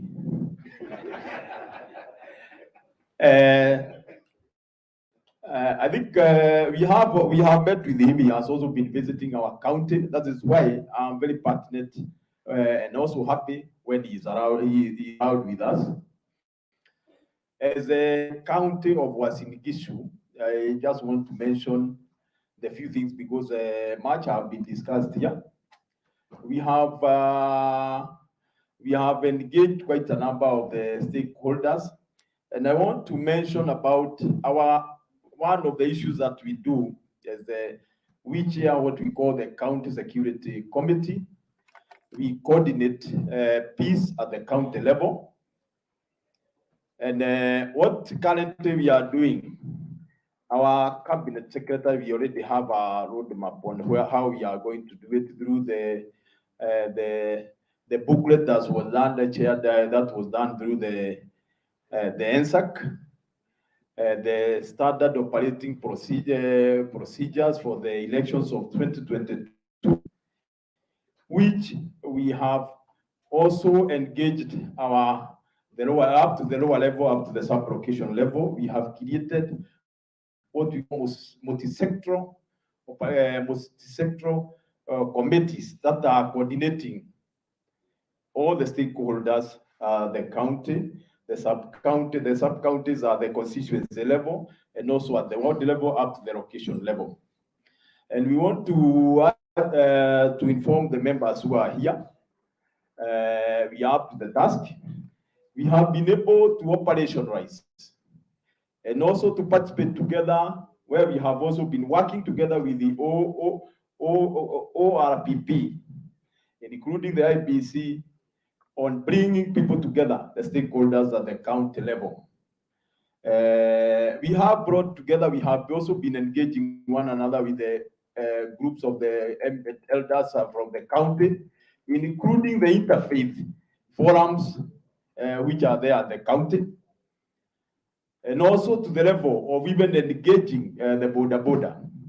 We want to appreciate the NCIC and also the team that was here from the National Peace Building Secretariat from the headquarters. They have also been assisting us, so that we are also able to engage every stakeholder at the county level.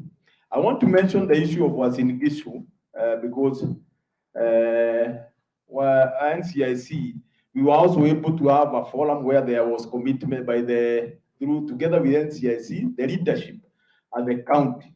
And the message is to continue preaching peace for the election. We have been supported so well by the NCIC, by the interfaith. And I also want to appreciate Abubakar. Those are some of the members. I'm lucky I'm also found them here. We have been working so well. They are very clear. They usually talk. We agreed we must have elders from the church and also the council of elders who are able even to call upon leaders to the level of the governor, including the candidate who is also coming from our area, so that we can tell them the position on how we have agreed as a county. And things are working well. We have continued holding forums. We are also identifying areas that are perceived to be hot. And we have started the mapping. And we have also been inviting most of the people who are also involved in those areas so that we can also share the issues that we have agreed in such forums. The other thing that I also wanted, another thing that I also wanted to mention is what's in the issue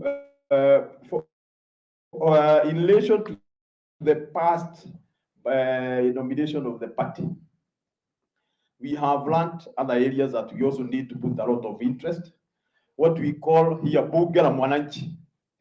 And we are like the non-state actors. We have had forums. We have agreed with the non-state actors, like the way we are here. We must move out of the hotels, and we agreed. We mapped out which NGO should be handling which area based on the sub-county, and that one we have already done.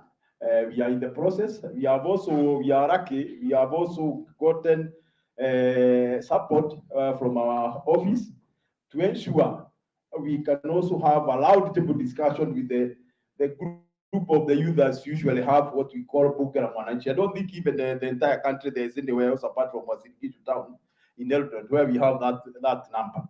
Because you just only need to go there and you'll have a complete baraza without inviting anybody. We are also engaging them. The only thing that maybe the chairman of the political parties who was here is also important to mention, because what we have also realized in the process, the problem we are encountering is because we are also not genuine. We are giving you declare the winner of a seat in a party contest, then you give the certificate to a different person, because that was the beginning. That will be the cause of them in our country. Otherwise, I don't want to spend more time, because we also have our colleagues. What we just only need to update you is we are working together with the IEBC so that we are also able to know the centers, all the areas where the voting will take place, and also the register of political parties. We have also had forums because the political parties are also on that with us on the ground, even the monitoring team, so that we can also be in a position to assist them. Otherwise, with those few words, nashukuru. I want to say with the University we are set for the activity. Thank you.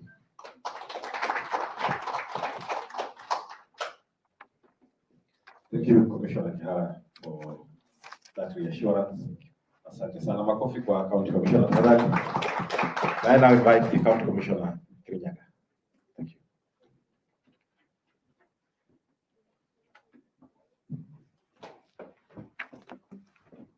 Thank you so much, the organizers of this symposium and other actors. My name is Moses Ivuto, County Commissioner Kirinyaga. I'll be very brief because my colleague from Uasin Gishu has already elaborated on the factors that are common because we have that standard operating procedure. What I would point out about Kirinyaga, unlike Uasin Gishu, which is a multi-ethnic county, Kirinyaga is generally an homogeneous county, which is mostly inhabited by one community, and therefore matters to do with the ethnic animosity is not present. But as it has been emphasized throughout the discussion that we've had since morning, the biggest culprit to political violence remains the political actors. In Kirinyaga, the challenges that mostly exhibit themselves are to do with the incitement to violence by politicians who take advantage of the vulnerable, especially the youth in society. The border sector has been one that has at times, not always, that have been negatively exploited by politicians to meet their ends, and especially to intimidate their opponents, create chaos where necessary. But as leaders in the security sector, what we have always done is that we have had frequent meetings with the border leaders to sensitize them, to understand their rights and the limits in terms of the law. We are happy that you would remember the government has started the program of profiling and the registration of all border operators. They do a noble job, but we know amongst them we have criminal elements that masquerade as genuine border operators, but have criminal tendencies, and these are the types that are normally exploited by politicians when they want to cause chaos. We have been continuous providing of these criminal elements amongst the borders and rooting them out so that we do not give the wayward politicians an opportunity to exploit them to cause chaos. The same politicians normally use instructions such as illicit brews and drugs that normally, of course, when you want to misuse the youth, you have to ensure that they are not themselves. And one of the ways of addressing this is that we have very serious crackdowns on illicit brews and drugs within Kirinyaga County, which has enabled us to make sure that we control the problem much earlier before we get to that electioneering period. We are also working together very closely with the IEBC.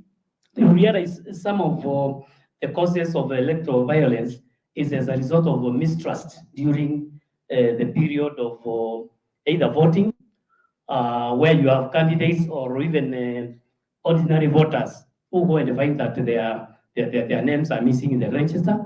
Right now, with working closely with the IEBC, we are already having a review of the register verification process to ensure that all those that registered have been able to verify and confirm that their names are there, so that we do not have chaos during the voting period.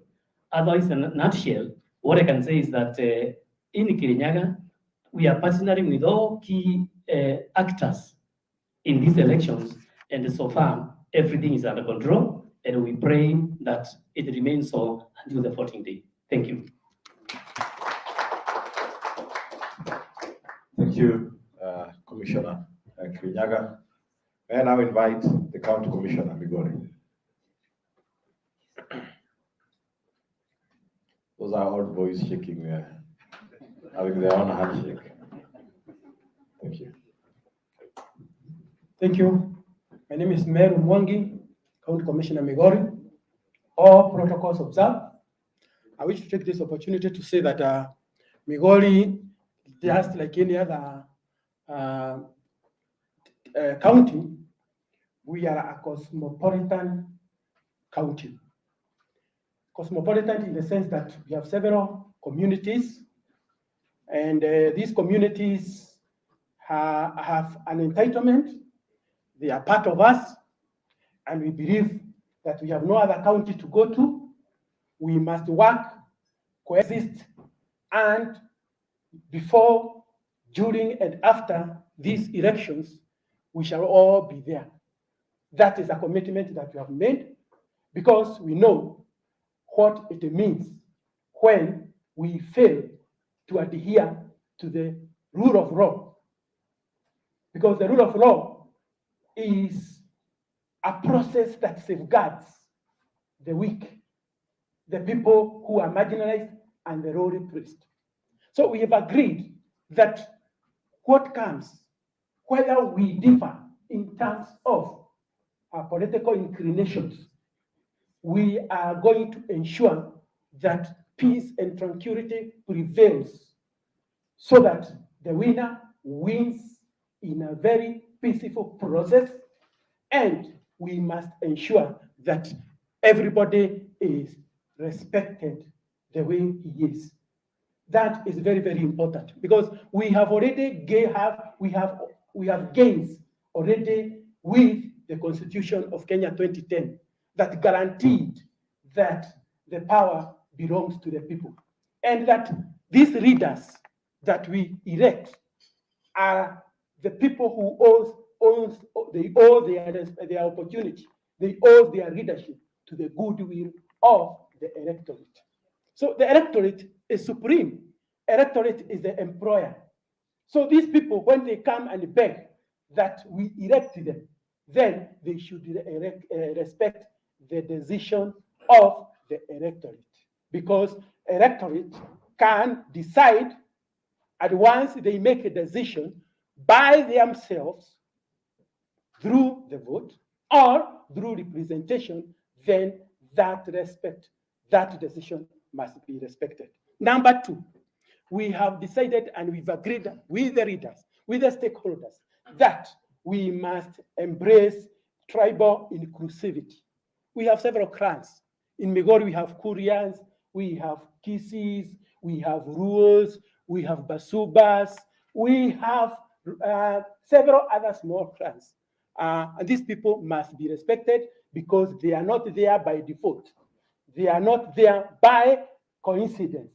They are there because they are Kenyans and they must be respected, whether they are the majority or whether they are the minority. Number three, we have seen that some politicians who, in one way or the other, have some influences, financial or otherwise. We've told them that it is not very good to use that money to exercise, to indoctrinate people, because that finances is not meant to do that. It is meant for development. So in actual sense, we should be in a position to allow democracy to prevail, because democracy is a matter of influencing, just like in leadership. You influence the people's opinions and decisions through persuasion and not through coercion. It is not through violence that you can influence people. Number five, we say that leadership, you should own up the process. The process is long, right from the way people start registering. Once you start registering as voters, that is where election process begins. Otherwise, some people may be thinking that we are waiting for that day. That is only the end result. We should start from the process of registering. People should have an opportunity to register as voters. They should have a position to come and check whether the register is clean, whether the name is appearing. And up to the time, they should be allowed to vote without coercion, without intimidation. The whole of that is a process. So that process must be seen to be fair, and it must be given an opportunity. And that is why the gap with the standard operation procedure, that we must ensure we create a conducive environment so that everybody, business must thrive without fear or intimidation. Finally, we have also decided that we must own up the process. What gets measured gets done. So how many people do we have? How many have registered? Because there are people who say our election has been stolen. And maybe people have not registered even. So how do you steal an election when you have not even registered? So we know the people who register are the only people who can vote for you. And therefore, even when you say the election has been stolen, we can look at the figures, because figures don't lie. They don't lie. So that process, and we know in these days we have what we call evidence-based kind of reporting. So they have mentioned that we need to document whatever incidents and evidences that is taking place, so that we do not wait until things happen and then we start complaining. Those who fail to plan, what? They have already planned to fail. So the process and time for processing and for documenting is now. Then something else, we must own the process. What do they say? What gets measured gets done. And the same thing. It happens that if you want to document, then you need to identify who is doing what. Where is he doing it? Why is he doing it? And then finally, how is the process going to be? So you do not just abruptly say this, because otherwise that would be guesswork. We want a whole process that is going to be very clear, that is going to be systematic, and that is going to be consistent. If all that happens, rest assured that the end result is going to be projected. And you know what? You know what you have. If you put garbage in, what do you expect? Garbage out, and therefore, in terms of output, the same, isn't it? So we need to put something good so that good results also comes out. That is something that we are not going to live on guesswork. And finally, the youths and the women of this country, they are the most affected and they are the majority in this country. Therefore, we expect you to make decisions. The youth of this country constitute about 50–60% of the youth. They need to make decisions. They need to be involved. Do they have a vote? Are they going to vote? Are they going to influence through euphoria or otherwise? These are some of the rhetorical questions that we needed to pose now, and we needed to seek solutions to those problems. Then, finally, we need to look at the whole process, because we have to conduct a SWOT analysis. A SWOT analysis so that we understand at this particular moment where are our weaknesses. They have already mentioned that we have already mapped our area. Do we have SWOT? Do we have our strengths? Who are our strengths? Our strengths include the GAO, they include the whole system, security, right from the national up to the village elder. That is one of our strengths. Who else? We have the IEBC, and they are doing their part. That is a strength. Who else? We have the elders, we have the national police. Those are friendly forces. What else do we need? We need to identify our weaknesses. We have said that we have some people who are out to influence the outcome through finances. We need to identify them early enough so that we can look at way forward and how to attack them, how to address those issues. We need to safeguard our gains. We have said that we have the Constitution 2010, and it has clearly stipulated the legal process. If you are not contented with the results, you do not create violence. What is the alternative for that? You need to use the legal process. And finally, we have also said that in case there is an issue, then you need to move. You need to become a good ambassador of the whole process. We have said that we are here and we are only a few. There are other people out there. You people who are in this room need to be good ambassadors. You need to be loudspeakers so that this information can be cascaded down to the local level. It can also be escalated. So there is the feedback and the feed forward. The whole horizontal and the vertical process must exist. Thank you. God bless.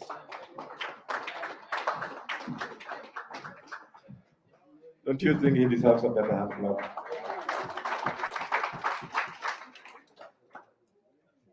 My good friend, administrator turned the political party honk, Namshude, understands this language very well. Thank you, County Commissioner Migori.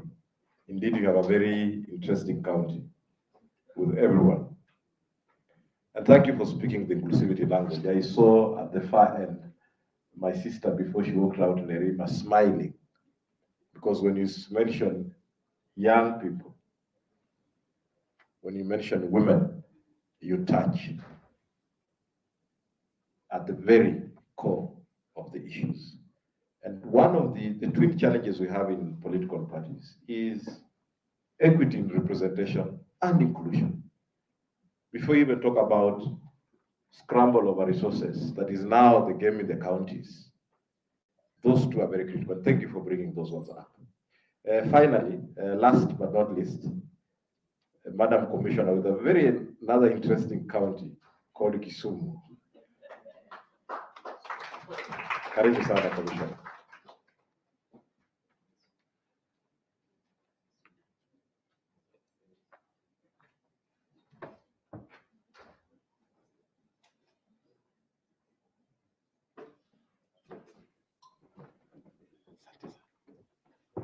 Thank you very much.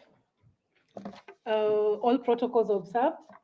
My name is Josephine Auma Uko. I'm the County Commissioner of Kisumu. I'm glad to be here with you today to share how prepared we are for this election. Let me also take this opportunity to sincerely thank IRI and the Center for Multi-Party Democracy for organizing for us this forum. Indeed, it has come at a better time because we know how it has been previously in the other elections. And I would say that I'm a messenger who is here to give you hope. We're in a better position as a country. During the 2000 election, by now, where were we? Where were we? What were you doing as Kenyans? We were singing, Yote yawezekana. Ama, what else were we singing? Bado mapambano, mapambano. And there my brother was, with his guns, with his security, preparing to respond to a conflict. But this time round, we are doing things differently. I'll tell you that the preparedness for this election started more than a year ago. We put in mechanisms, structures, systems to ensure that by the time we get to these elections, we are far much better as a nation. We have put in place mechanisms that has enabled to bring on board a multi-sector kind of an approach, a multi-agency kind of an approach, whereby we have different stakeholders being brought on board because they have different strengths to come and add on value to this process of ensuring that this election is delivered in a peaceful manner. Not just the government and the security, but everybody has a slot and a space.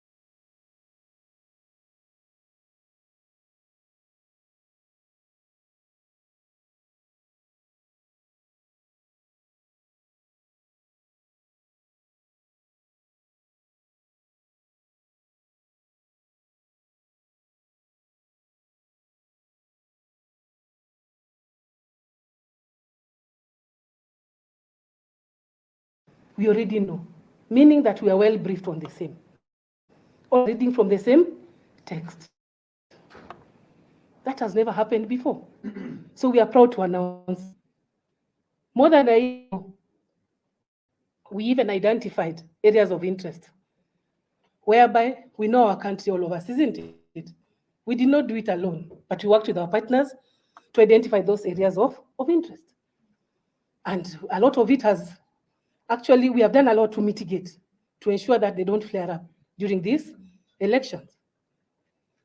You heard Sam Connor talking about the corridor along Kisumu-Kericho.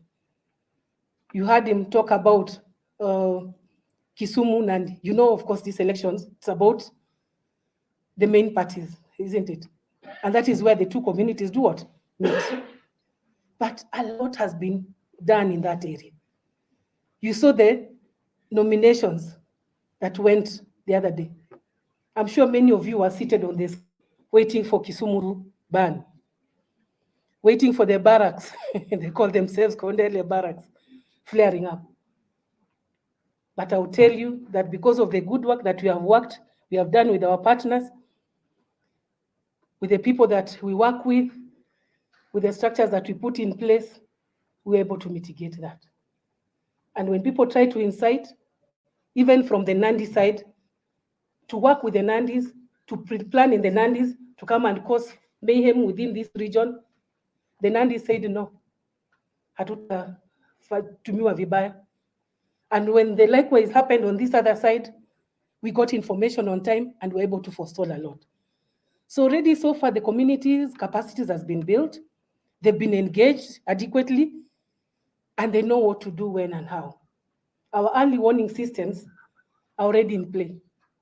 We have our peace structures, we have our nyumba kumis, we have our wazee wa mitaa, so they're able to inform us quite on time, so that we are able to forestall anything.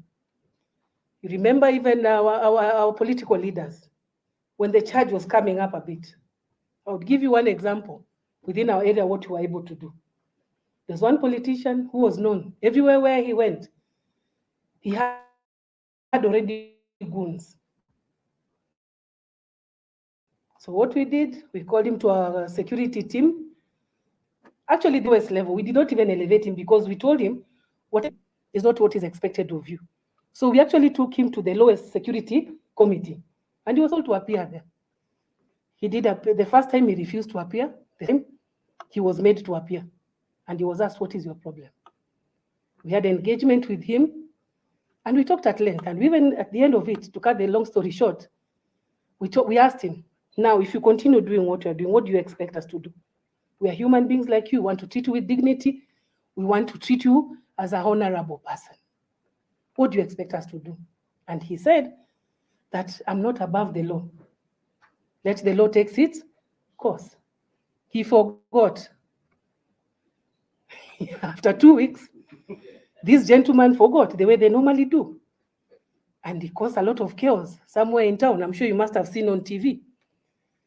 And we just smiled and we said, "This is our opportunity now." We walked to where he was and we asked him, "Mheshimiwa," we talked, "Where are you? Come, let's go." We took him to the police station.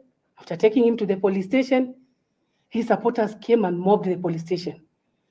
And we took him to an office. So we told him, "Tell them we are not in the cells. We are just engaging with you." He stood and they were cheering him. And they're telling him, "Oh, kumbe uko sawa." He told them, "Niko sawa." So we stayed with him until evening. They got tired, they got hungry, and they went away. But we made sure that the course of justice had to take place. And he was not angry with us because we reminded him that you are the one who said, "So what do we do?" And now everybody has seen what you have done. What do we do? He even requested that we don't take him to a court of law in Kisumu. And we asked him, "Where do you want to go?" He said, "Anyway." We took him to Kakamega. Yes, we took him to Kakamega, and the cases are still on. So there are always different ways of handling different issues. So apart from doing that, identifying the areas of interest, we have also profiled the criminal gangs. The ones that were supposed to go to court, we've ensured that their processes are on. The ones who needed warning were also called, and we said their names in the public, that we know that you're the chairman of this criminal gang, and we are watching you. So this time around, if these people misuse you, remember you will go to court and jail alone. And it has helped us to maintain peace in Kisumu. I'm sure now you know that a lot has gone into play to ensure that Kisumu is okay. We have also activated our peace and security structures. you know, because of when there's no conflict, many of the times the peace committees go lull. We activated them a year ago and we told them, remember that it is your responsibility if there's a small conflict or if there's an issue, an underlying issue that you feel that needs to be mitigated on. Don't let it get to a level whereby if there's a trigger, it will flare up. Let us work on it before it becomes overt. And we have done that with the help of our good partners, civil societies, NGOs that we are working with, and they've done a tremendous job. They've done a good work. So I can say that it is already bearing fruit. I would say the law enforcement agencies, their capacities are built, and you're seeing that there's a lot of response. They're more responsible, more so when they're responding to issues of conflict. They are fairer. They're doing what is expected of them because their capacities have done what have been built. But we are saying we still need to do more. So with our partners, we are requesting humbly that if ever you have an opportunity of working in an area, encourage you to continue helping us capacities of our law enforcement agencies. On the other good thing that we have also done, we analyzed our conflict cycles because, you know, it's not the first time that we're going through this process. So basically, we analyzed from the previous occurrences, what are the precipitating factors? Who are the actors? Who are the stakeholders who can come in and help? We also discussed about issues of how do we mitigate on these things.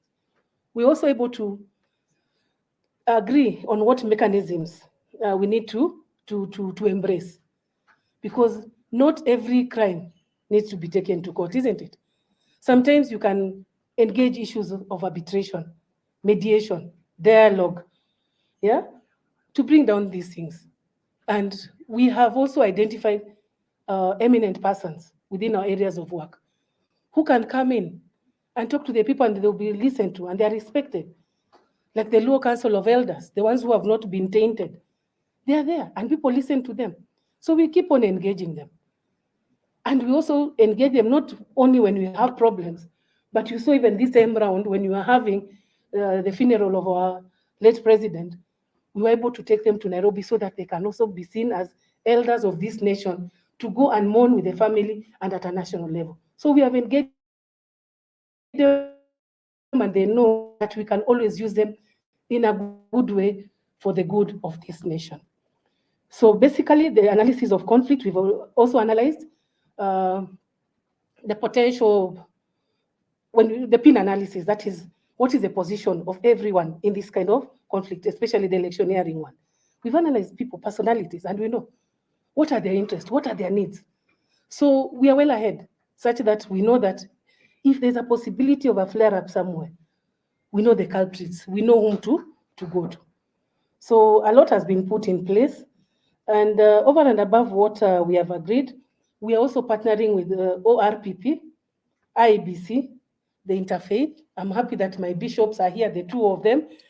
Can I ask them to wave? Because they have also done a lot in terms of interceding.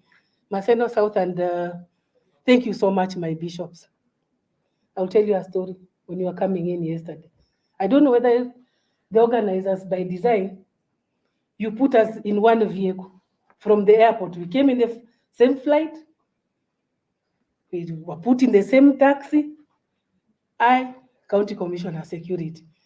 Then you put representatives of UDA in this vehicle. Then you put representatives of ODM in this vehicle. Then we had the bishop in that vehicle. We had a very interesting, right from the airport to this place. And it was quite engaging and very nice. And today in the morning when I walked into this room, all of them were seated. ODM and UDA were seated on this table. And I was quite happy because that is what is giving us hope as a nation. These people sat on the same table and they are perceived as being arch rivals. So I think the level of tolerance in this nation has gone a notch higher. And that is why I'm giving you hope. I'm telling you that from where I am, I can see a peaceful election. When people were speaking here, they had a grim face. It's like Kenya is just going to explode. we are not going to explode. We have put a lot of mechanisms in place and we are moving places. The level of tolerance is quite high. You are seeing it even in the national realm. People can listen even to the opposition leaders. Could it have happened in 2007? Ungechapwa, kichapo cha umbwa. Sinu kweli? But say, even if they will say whatever they will say, but at least they will do what? Listen to you. And you will tell them what you want to say and you will go away. There's been isolated cases, but as Kenya, we have moved notches higher. And I think we need to thank ourselves, all of us, because each one of you in this room, you must have played your role the way you are supposed to be. I sincerely want to thank you and ask you to continue doing what you're doing. Just upscale a bit, because as time is going, we'll be able to deal with different issues as they emerge. But Kenyans are tired of war. Everywhere you go, they tell you hatutaki vita because they have tasted it and they know what it means. They know that they're the ones who bear the brunt. And they already know that these people, wherever they sit in parliament or in Senate or wherever, they sit and drink tea together. And it is out of the good work that the civil societies in this nation, NGOs have done, and also with our partnership, with the partnership that we have embraced with the government. So, good people, I would say that we have a role to play. Let us continue working for this nation and the good people of Kenya with a lot of humility. And we see, I'll tell you that I was working for National Steering Committee on peace building and conflict management in 2007-2008 period. And I will tell you, that was our worst and our lowest. And I remember some corner, those were the people who were teaching us what peace is. As we knew that when there's violence, you meet it with force. And not just force, absolute force. But nowadays, I can stand here confidently and tell you that, no, first integration, mediation, use these people, they have other strengths that we don't have and we don't profess. And I can tell you that they even taught us that the way you are mitigating on conflicts in northeastern Kenya, use those structures because they are working. Replicate the same very quickly. When the fires were burning in this nation, replicate the same in the rest of the country. And very quickly, we adapted, we changed gears, and we were able to put peace committees in this country. And I'd want to thank development partners, civil society, national government, for having embraced that change that helped us to make Kenya remain what it is today. And we have evolved now. Now we are talking about, we were signing what we were calling peace declarations. You remember the peace declarations, isn't it? But now we have evolved. The language has changed. And I was so happy when Bishop Oginde talked about basic decency. Honestly, we don't even to sign the peace declaration, very big words. What we need to embrace is basic decency. And that is what we are requesting you. We're imploring to anyone who is in this room, go and bring for us those big wigs. Lock them in a room. Teach them what basic decency is. Because kwa ground, mambo ni sa. On the ground, we are okay. But go and tell them about basic decency. You have seen their representatives. They have signed the ethics, what do you call it? The code of conduct, isn't it? The election code of conduct. Those are their representatives. But the main person needs to be brought on board. One, to be taught about basic decency. Two, to sign a code that is known as basic decency code, because that is what is going to deliver Kenya now. Mwananchi hana maneno. The local mwananchi is okay. We are okay. We only need them to change. And that has to be done as soon as yesterday. So I think that is what I'm coming out from this. And I sincerely want to thank all of you. And what my colleagues have said is nothing but the truth. we are fine. Let us embrace dissent. Let us embrace basic decency. May God bless you. Thank you so much. Wow, a better hand clap for Madam Commissioner. If you don't take away anything, please take away 2 words. Basic decency. Again, basic decency. That is a very good conclusion.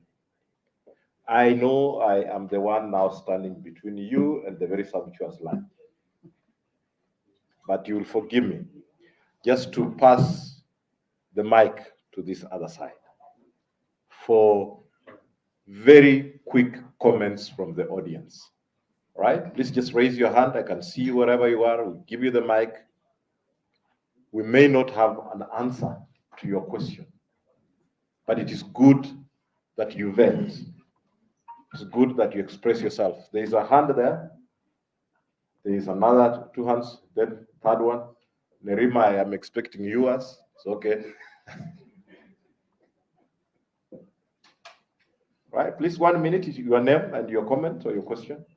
All right, my name is Winnie Wadera from Kisumu Peace and Justice Center, and my question goes to everybody, whoever can answer. So going by the risk matrix that we talked about earlier in one of the presentations today, we already have violence-prone regions, and I know that the media is waiting to begin to profile and begin to tell stories, especially as we near August or during the elections in August. So what are we doing also to engage members of the press so that their focus is not on just reporting whatever is there, but also positively reporting? Because I know for the press, it's about telling juicy stories, and we all know that juicy stories sometimes are not calm and peaceful. Thank you.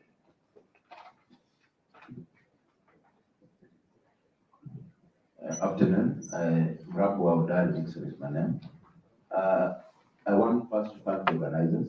I've been sitting here since morning and I've had a lot of fantastic presentations. So I might take slightly more than 1 minute, because as I was listening to what was being presented, a few things crossed my mind. One was, what is peace? Because that's what we're talking about. And sometimes it means different things to different people. Because for the young men whom the good officer stopped in Madari in 2007, them they might have seen unruly, but they were advocating for a right that is actually enshrined in the very constitution, that to picket and demonstrate. The way he handled them showed them common decency, and they were able to now know we do not need to ban things for our message to come across. So to them, are they being not peaceful? Because I've heard a speaker say, maybe after the next election, nobody should demonstrate. Maybe what you're saying is the demonstration should be non-violent, if there is any. Yeah. Then the question is, then what is the role of peace in elections? Because in my view, elections are, it's like a mediation. Elections by their very nature brings different contestants. Each one is a very diverse ideology or purpose. The electoral process is a peace-building process. It's a process by which citizens are able now to reach a consensus of some sort and find a way forward. And that has been the main thing that disturbs our country. Because again, somebody said, and as I'm finishing up, that election is a process, not an event. Yet the way we approach peace in elections in this country is an event and not a process. Because when the process of election starts, are we having that conversation at that level in terms of why is it that we have contestations that then turn violent? Because contestations by themselves are not bad, but when they turn violent, is the problem. And the simple answer is, in our country, people will go to the violent bit because many a times it is not politics that makes them fight. Politics is a trigger. It is their own personal issues in terms of if X wins, we will not have access to government services. So I think also the aspect of we must try and stop putting politics at a pedestal, that once we solve the political question, then we will have peaceful elections. Because there are times you're in this city and there's a rally, minus anything, and a good rally, let's have a good part. It happens, then people disperse and go home. In the streets of Nairobi, people are being mugged by those who came from that rally. No politician instigated it. It is just a group of young people going home, but they discover, no, we don't have anything to eat. And that lady seemingly has a good pass. Let me pounce on her. So mine, I think, as we go forward, we must look at how can we ensure this process is more inclusive, this conversation is more robust, and it is more nuanced to the fact of what really are the issues that drive violence that might be triggered by political occurrences. Thank you. Thank you very much. Sheila?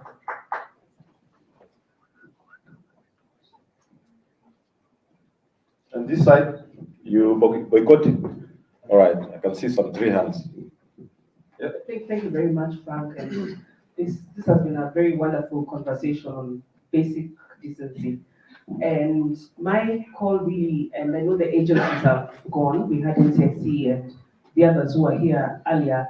I really would wish, I think from the presentation, particularly from the chair of the Kenya National Commission on Human Rights, and also from Felix, that we really need to see how to make sure that we have full enforcement of the Electoral Code of Conduct. Because from Felix's statistics, if there are X number of breaches of to the Code of Conduct, as has been documented, over the years, why haven't we seen the same number of automatic disqualifications from the elections? There seems to be a gap somewhere between what the law requires and then enforcement. And I think that's something we really need to look at, because for as long as these people continue to be allowed to continue to buy, campaign for the elections and then get into public office, will not really deal with this issue of bad manners. And we know in Kenya, we really have to come with a heavy hand if we're really going to try and enforce and ensure that there's some sort of decency.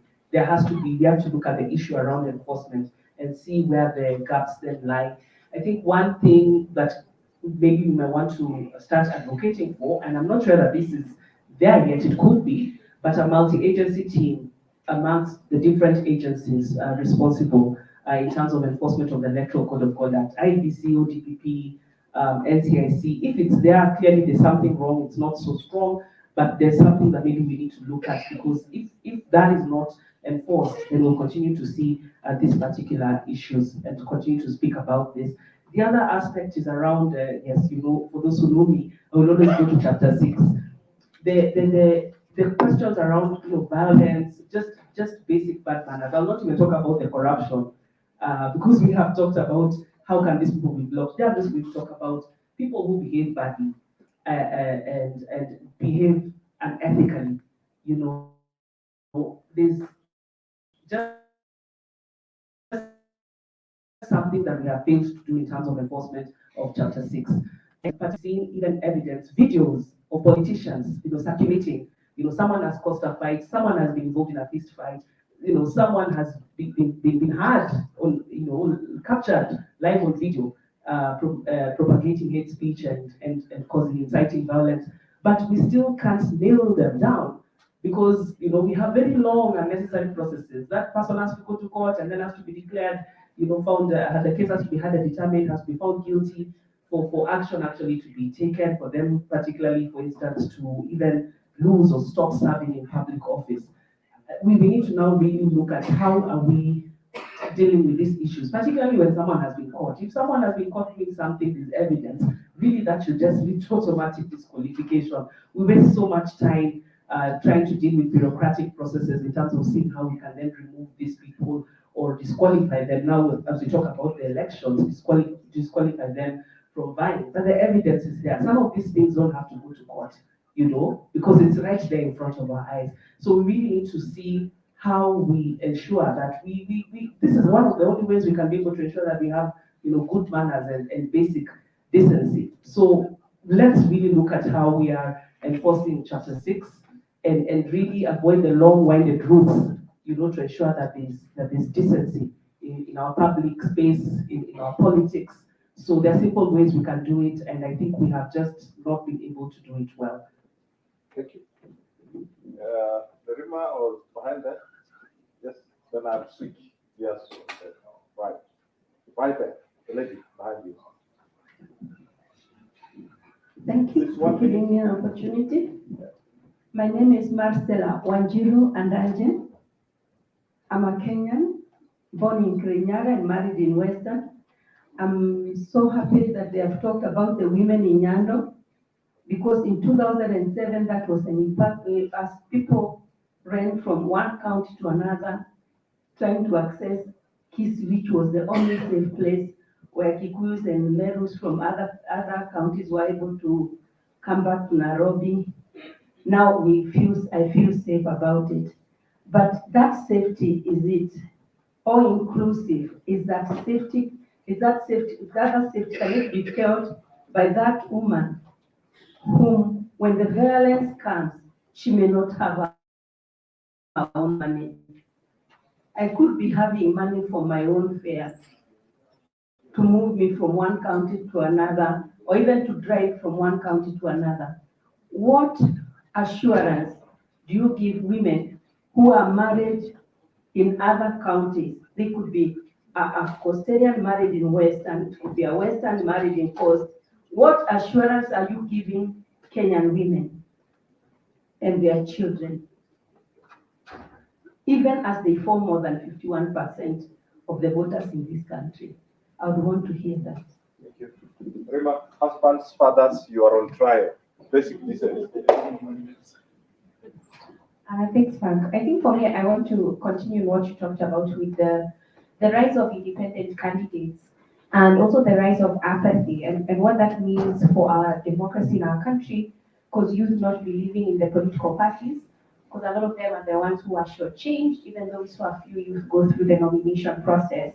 So on election day, what will that mean when we're watching the vote, especially people who have come on their own and they don't necessarily have the support of a party? And will there be limitations to how many people can actually watch that vote? And another thing that I've witnessed is the fact that we have seen a lot of consensus, and the consensus going to as low as the grassroots, and people actually now doing the direct tickets at the MCA level, and also a lot of young women being kicked out of that process, but also the fact that it has now become very tribal, especially in the cities that we're talking about when we're talking about maintaining peace, and seeing those conversations happening on our social media platforms, and whether we have built mechanisms to counter some of that language.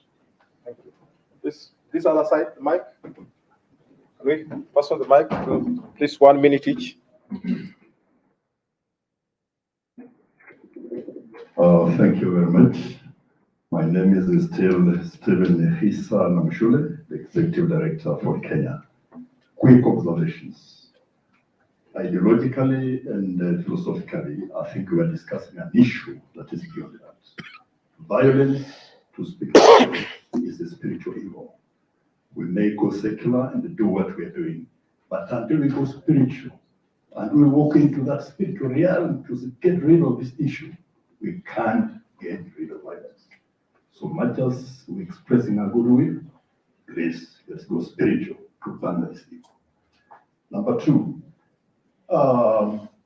can we also itemize the instruments of peace in this country? I've tried and I'm number 7, but I still see quite a lot remaining. What we have signed here being one instrument, the Electoral Code of Conduct being another, the NCIC being another, our Kenya Police Force being another, the administration being another, and many more. Now, can we identify and itemize all of them, even if there are thousands, and then activate them towards this end? Lastly, can we break the layers between the national and the grassroots to help us deal with the issue at the basic level instead of wasting too much resources at the intermediate levels? You know, the county, the nation. Why can't we go straight to the 100 and the 500 units, ward units? If we develop this activity to that level and deal with the people at that level, because all these leaders we're putting up, you know, come from that unit or at that level. So if we can go to where they are and speak to them, the impact will be great. Can we therefore kindly do that for peace's sake.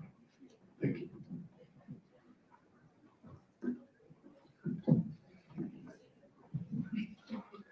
Thank you. I'm Simon Yango, Bishop of Anglican Diocese of Southern Nyanza.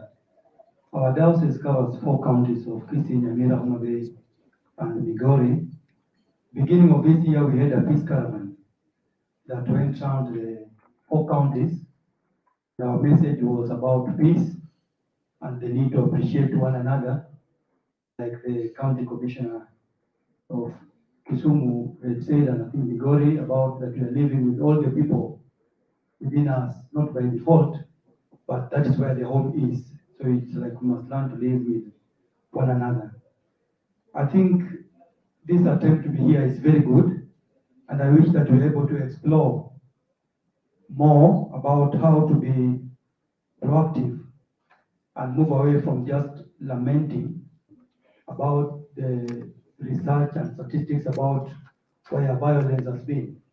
That is good to know, but can we move away from just profiling hot spots and be able to involve our people into individual participation in bringing peace? It's good to know that history and that research and the statistics. That's okay. But how can we move from having boardroom desires for peace? Like when you talk about discouraging the consensus about people who are elected in boardroom, we could be doing something close to that, because here we are as leaders from those sectors, but it's like we're making that boardroom peace without the people who are involved, who are out there. Also, pray for a way in which we are able to reward what sometimes I call pengism. That is, from what the officer here has done sometimes back in 2007, being able to be proactive with the citizens and involve them to see the need of peace at that time when the temperature is very hot. I think we as a church, if we're able to involve our Christians at the estate level to talk about peace, especially when people want to take up arms, there could always be someone who will be able to rise up and say, hey man, let us look at where we come from and maintain it. If you can move to equipping such kind of people, then I think we'll be moving forward.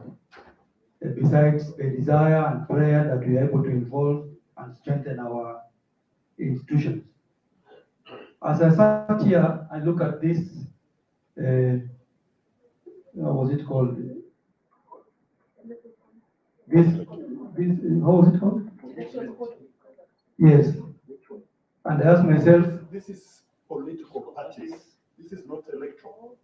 They are 2 different documents. okay. And I wanted us to sign all of them. My comment is that we could move from just this officers who have signed them on behalf of UDA, KANU, NC. Do the party leaders know that these officers are signing these things? Because if they don't know, it's an act in futility. It is good they have done it. That's a step forward. We're going to sign for them. In my diocese, I have made a date, 25th of this month. I'm meeting the candidates for governors within the 4 counties. I'm meeting the candidates for the MCAs. I'm looking funds to put them together at a neutral place. I've invited the bishop for the Catholic Church. I will be there as the Anglican bishop, and other leaders of the SDA, because Southern Nyanza is SDA, and also the Islam leaders, so that we can come together and speak with them and tell them that in your campaigns, please, 1, don't talk about violence. Let us not compete in violence. 2, avoid songs that exemplify sex and sexual dances. For example, there's a song that says, Nyambita Chwademana Ken. It's a very sexual dance, sexual song, you know. And people go to the podiums and they compete about who has the bigger waist, who has got the bigger. It's a very sexual language. So when you're watching television and you have your children you are embarrassed, or you find a way of looking like your phone is ringing so that you get out because you are embarrassed. God bless you. Thank you, Bishop. Let's have a final say there, please. And allow that to be the final one because we need to be out of here by 2:30. Our lunch is getting cold. Yes, sir, 1 minute. Thank you for this opportunity. Mine is just to echo what the Bishop has said. And I was just wondering how binding is this document that has been signed here. All of us know that much of the things happen at the party headquarters. So I was wondering, how does this document reach out to the party headquarters? Or how does the media, how do you use the media to cover this event today so that Kenya knows something has happened somewhere? Thank you. Thank you very much. The beauty of dialogue is that we don't get all the answers, but as we continue to engage, the more you find divergent views. I think the questions that have come last from the good bishop and the lady there, I'll try to respond to those, and I will encourage that over lunchtime, if you feel that you can get a good feedback from County Commissioner Auko, please sit next, have a conversation around that. Are the party leaders aware? The answer is yes. Until this morning, we had very good confirmations that they will have themselves here or the high-level representation. And then the political rallies as usual, where Felix said that in an inconclusive election, you campaign around the clock. Unfortunately, they opted to go to their rallies more than to come here and be held to account. Nevertheless, their representatives are here. And unless the representatives are saying they are illegitimate, which I do not think so, they are legitimate representatives. We will continue this conversation until we reach the pinnacle of the political parties. That is the work that we do as CMD, continuous multi-party dialogue with political parties. I was constantly receiving calls of how we are coming, and then they are headed the other direction, which is still fine. It is, I take a lot of confidence and solace from what you have encouraged me here to encourage common decency and basic decency. And I think saying the truth is also part of the basic decency. The issue is the accountability threshold for the Kenyan politician. They insist it to be the lowest it can get. And that is a fact of the matter. The more you demand to raise the bar, the more they do it. All right? So we must continue and sustain that conversation. How binding is this? My good friend, let me not say profess, I'm a Christian. And I attend a church called the Quakers. And the Quaker faith and practice, we don't even swear because our word is our bond. And if we're talking about basic decency, then our signatures must honestly mean something. Our commitment, our conversations here must mean something. And the clergy that is here will agree with me that if your word means nothing, what else makes sense? We are trying to push the political class to really having an honest conversation with themselves, between themselves, and with the general public. Commissioner Oko here just gave us a very good case study where one client of hers, I call them clients, one client of hers committed, and they had no choice when they appeared next. They were pleading, take me to a court far away so that I am not embarrassed. My people don't see me, being taken to court. And that is the threshold we want to get to. My sister, about the media, we are engaging all the stakeholders. And the challenge that is with the media today is that it is so commercialized, that it is so politically controlled, that the editorial policy is so influenced politically But a bigger problem is that there's a study that has revealed that about 44% of the journalists that will be covering the 2022 general elections will be doing it for the first time. So just even the knowledge capital is something that we have to be concerned about. But it's a stakeholder that we are keen on, and we are taking that feedback, we'll continuously engage. And you're right, that in journalism practice, news is negative. If you hear that a dog has bitten someone out there, that is no news. But hear that someone has bitten a dog out there, that is breaking news. And that is how journalists really operate. And we really need to continue to encourage each other. I'll only be able to respond to those ones. I think let us continue the dialogue. Let us have, Bishop, as we say, these different, platforms so that we can continually engage. And the more the political class find themselves isolated, the more they will have. In any case, they like to interface. They will come to where the voices are, right? We will continue inviting them, invite them where you are. Oshimiwa Kehara in Wasingisho, continue. And we're actually doing a stop tomorrow in Wasingisho again to continue a similar conversation. And these are conversations that we have to continue. Without much further ado, allow me to appreciate.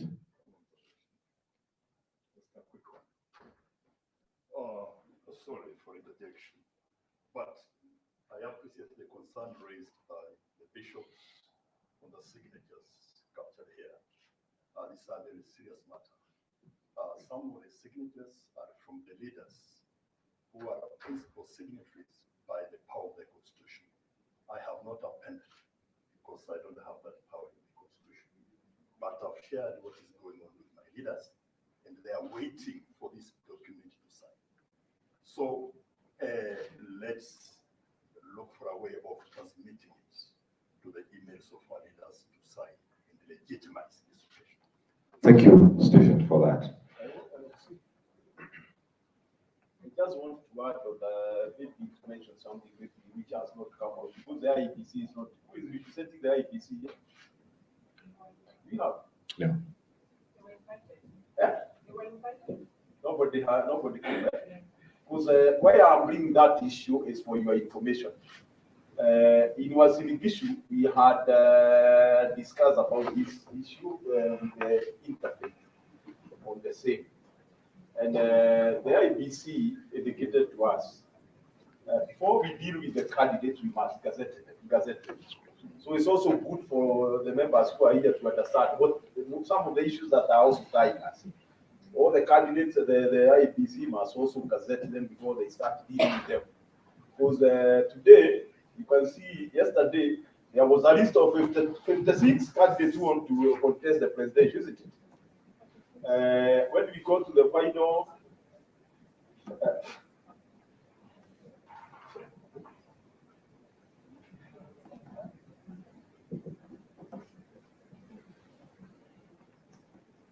I think for the, I'm bringing this issue because it's also for the interest of those who are with us here to understand what we had. We also wanted to do it through the county forum. And the IEBC indicated we want to deal with the gazetted candidates.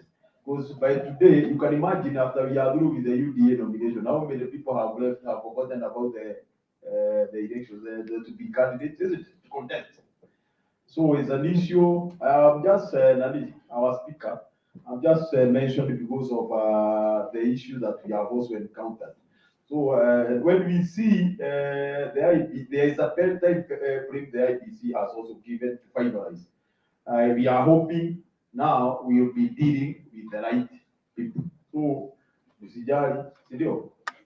thank you, Commissioner, for that reassurance that we deal with, sorry, the guys that will be held to account finally.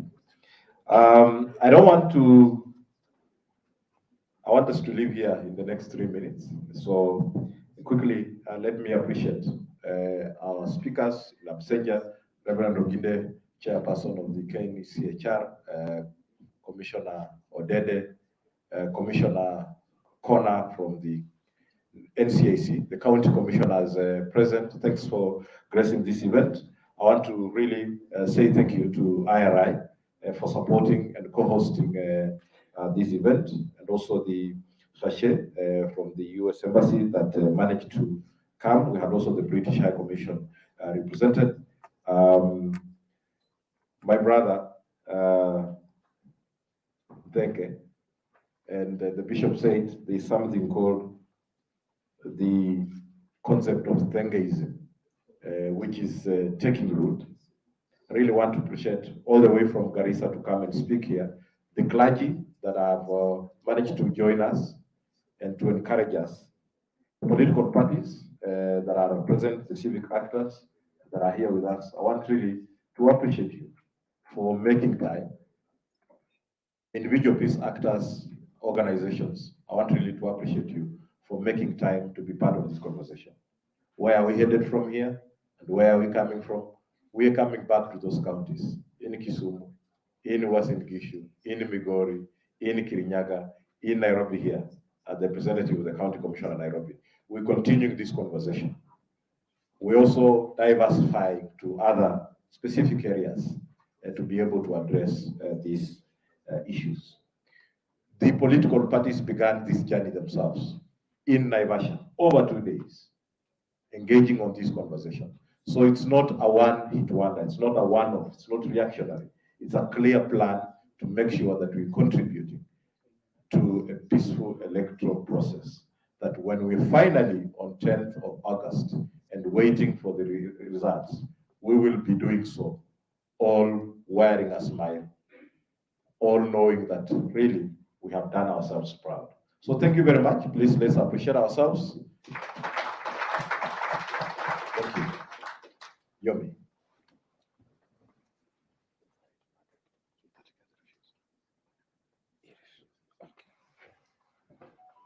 I thought Yomi was dashing here to pray for food, only to tell me that he's continuing with the fast. All right? Please, may I ask a volunteer to pray for us and pray for lunch, pray for journey mercies for those ones that are traveling today, for those ones that are still in Nairobi. Let us continue the dialogue. Can we have a volunteer to pray? Yes, thank you. Pass on the mic, please. Shall we all be upstanding for a word of prayer?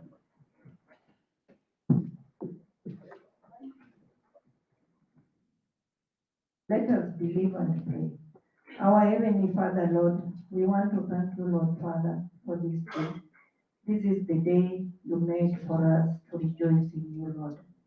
Father, I want to thank you for each and every one of us, Lord Father. I want to thank you for our facilitators, Lord. I want to thank you for CMD, IRI. Lord, I want to thank you for all that are presented here, Lord. Protocol observed, Lord Father. We thank you for each and every one, Lord. Father, we have been gathered here, Lord. Father, we have talked about this. We have deliberated on many issues, Lord, concerning our election that is coming, Lord Father. We pray, God, Lord Father, for peace. We pray, God, Lord Father, that this election is going to be peaceful. And Lord Father, you are going to change our leaders, Lord Father. Father, we know, God, you're going to give us the best leader that you give unto us, Lord Father. Thank you, Father, for the good health. Thank you, Father, for each and every one, Lord. Father, we pray for journey mercies as we leave this place, going to our different destinations, Lord Father. We know we are going to travel with different means of communication, Lord. Father, we pray, God, for journey mercies. Father, I want to thank you even for this hotel, Lord Father, for the management. Lord, as they agreed for us to gather here, Lord, Father, bless them. Father, we are going to take food that is before us, Lord Father. We pray, God, that each and every one who is going to have the food, Lord Father, as we leave, Lord, you bless us. Father, we pray and we believe as we part, Lord, Father, spiritually we are the same. Thank you, Father. Thank you for everything. I pray this in the Jesus' name I pray. Amen. May the grace of our Lord Jesus Christ, the love of God, and the fellowship of the Holy Spirit be with us now and forevermore. Amen. Thank you very much. Lunch is served. Take the stairs to first floor. And as you take lunch, please purpose to speak to an IRI staff for logistical support and information that you may need to be aware, whether you come by flight, whether you're traveling back today, and you're spending over. Bless.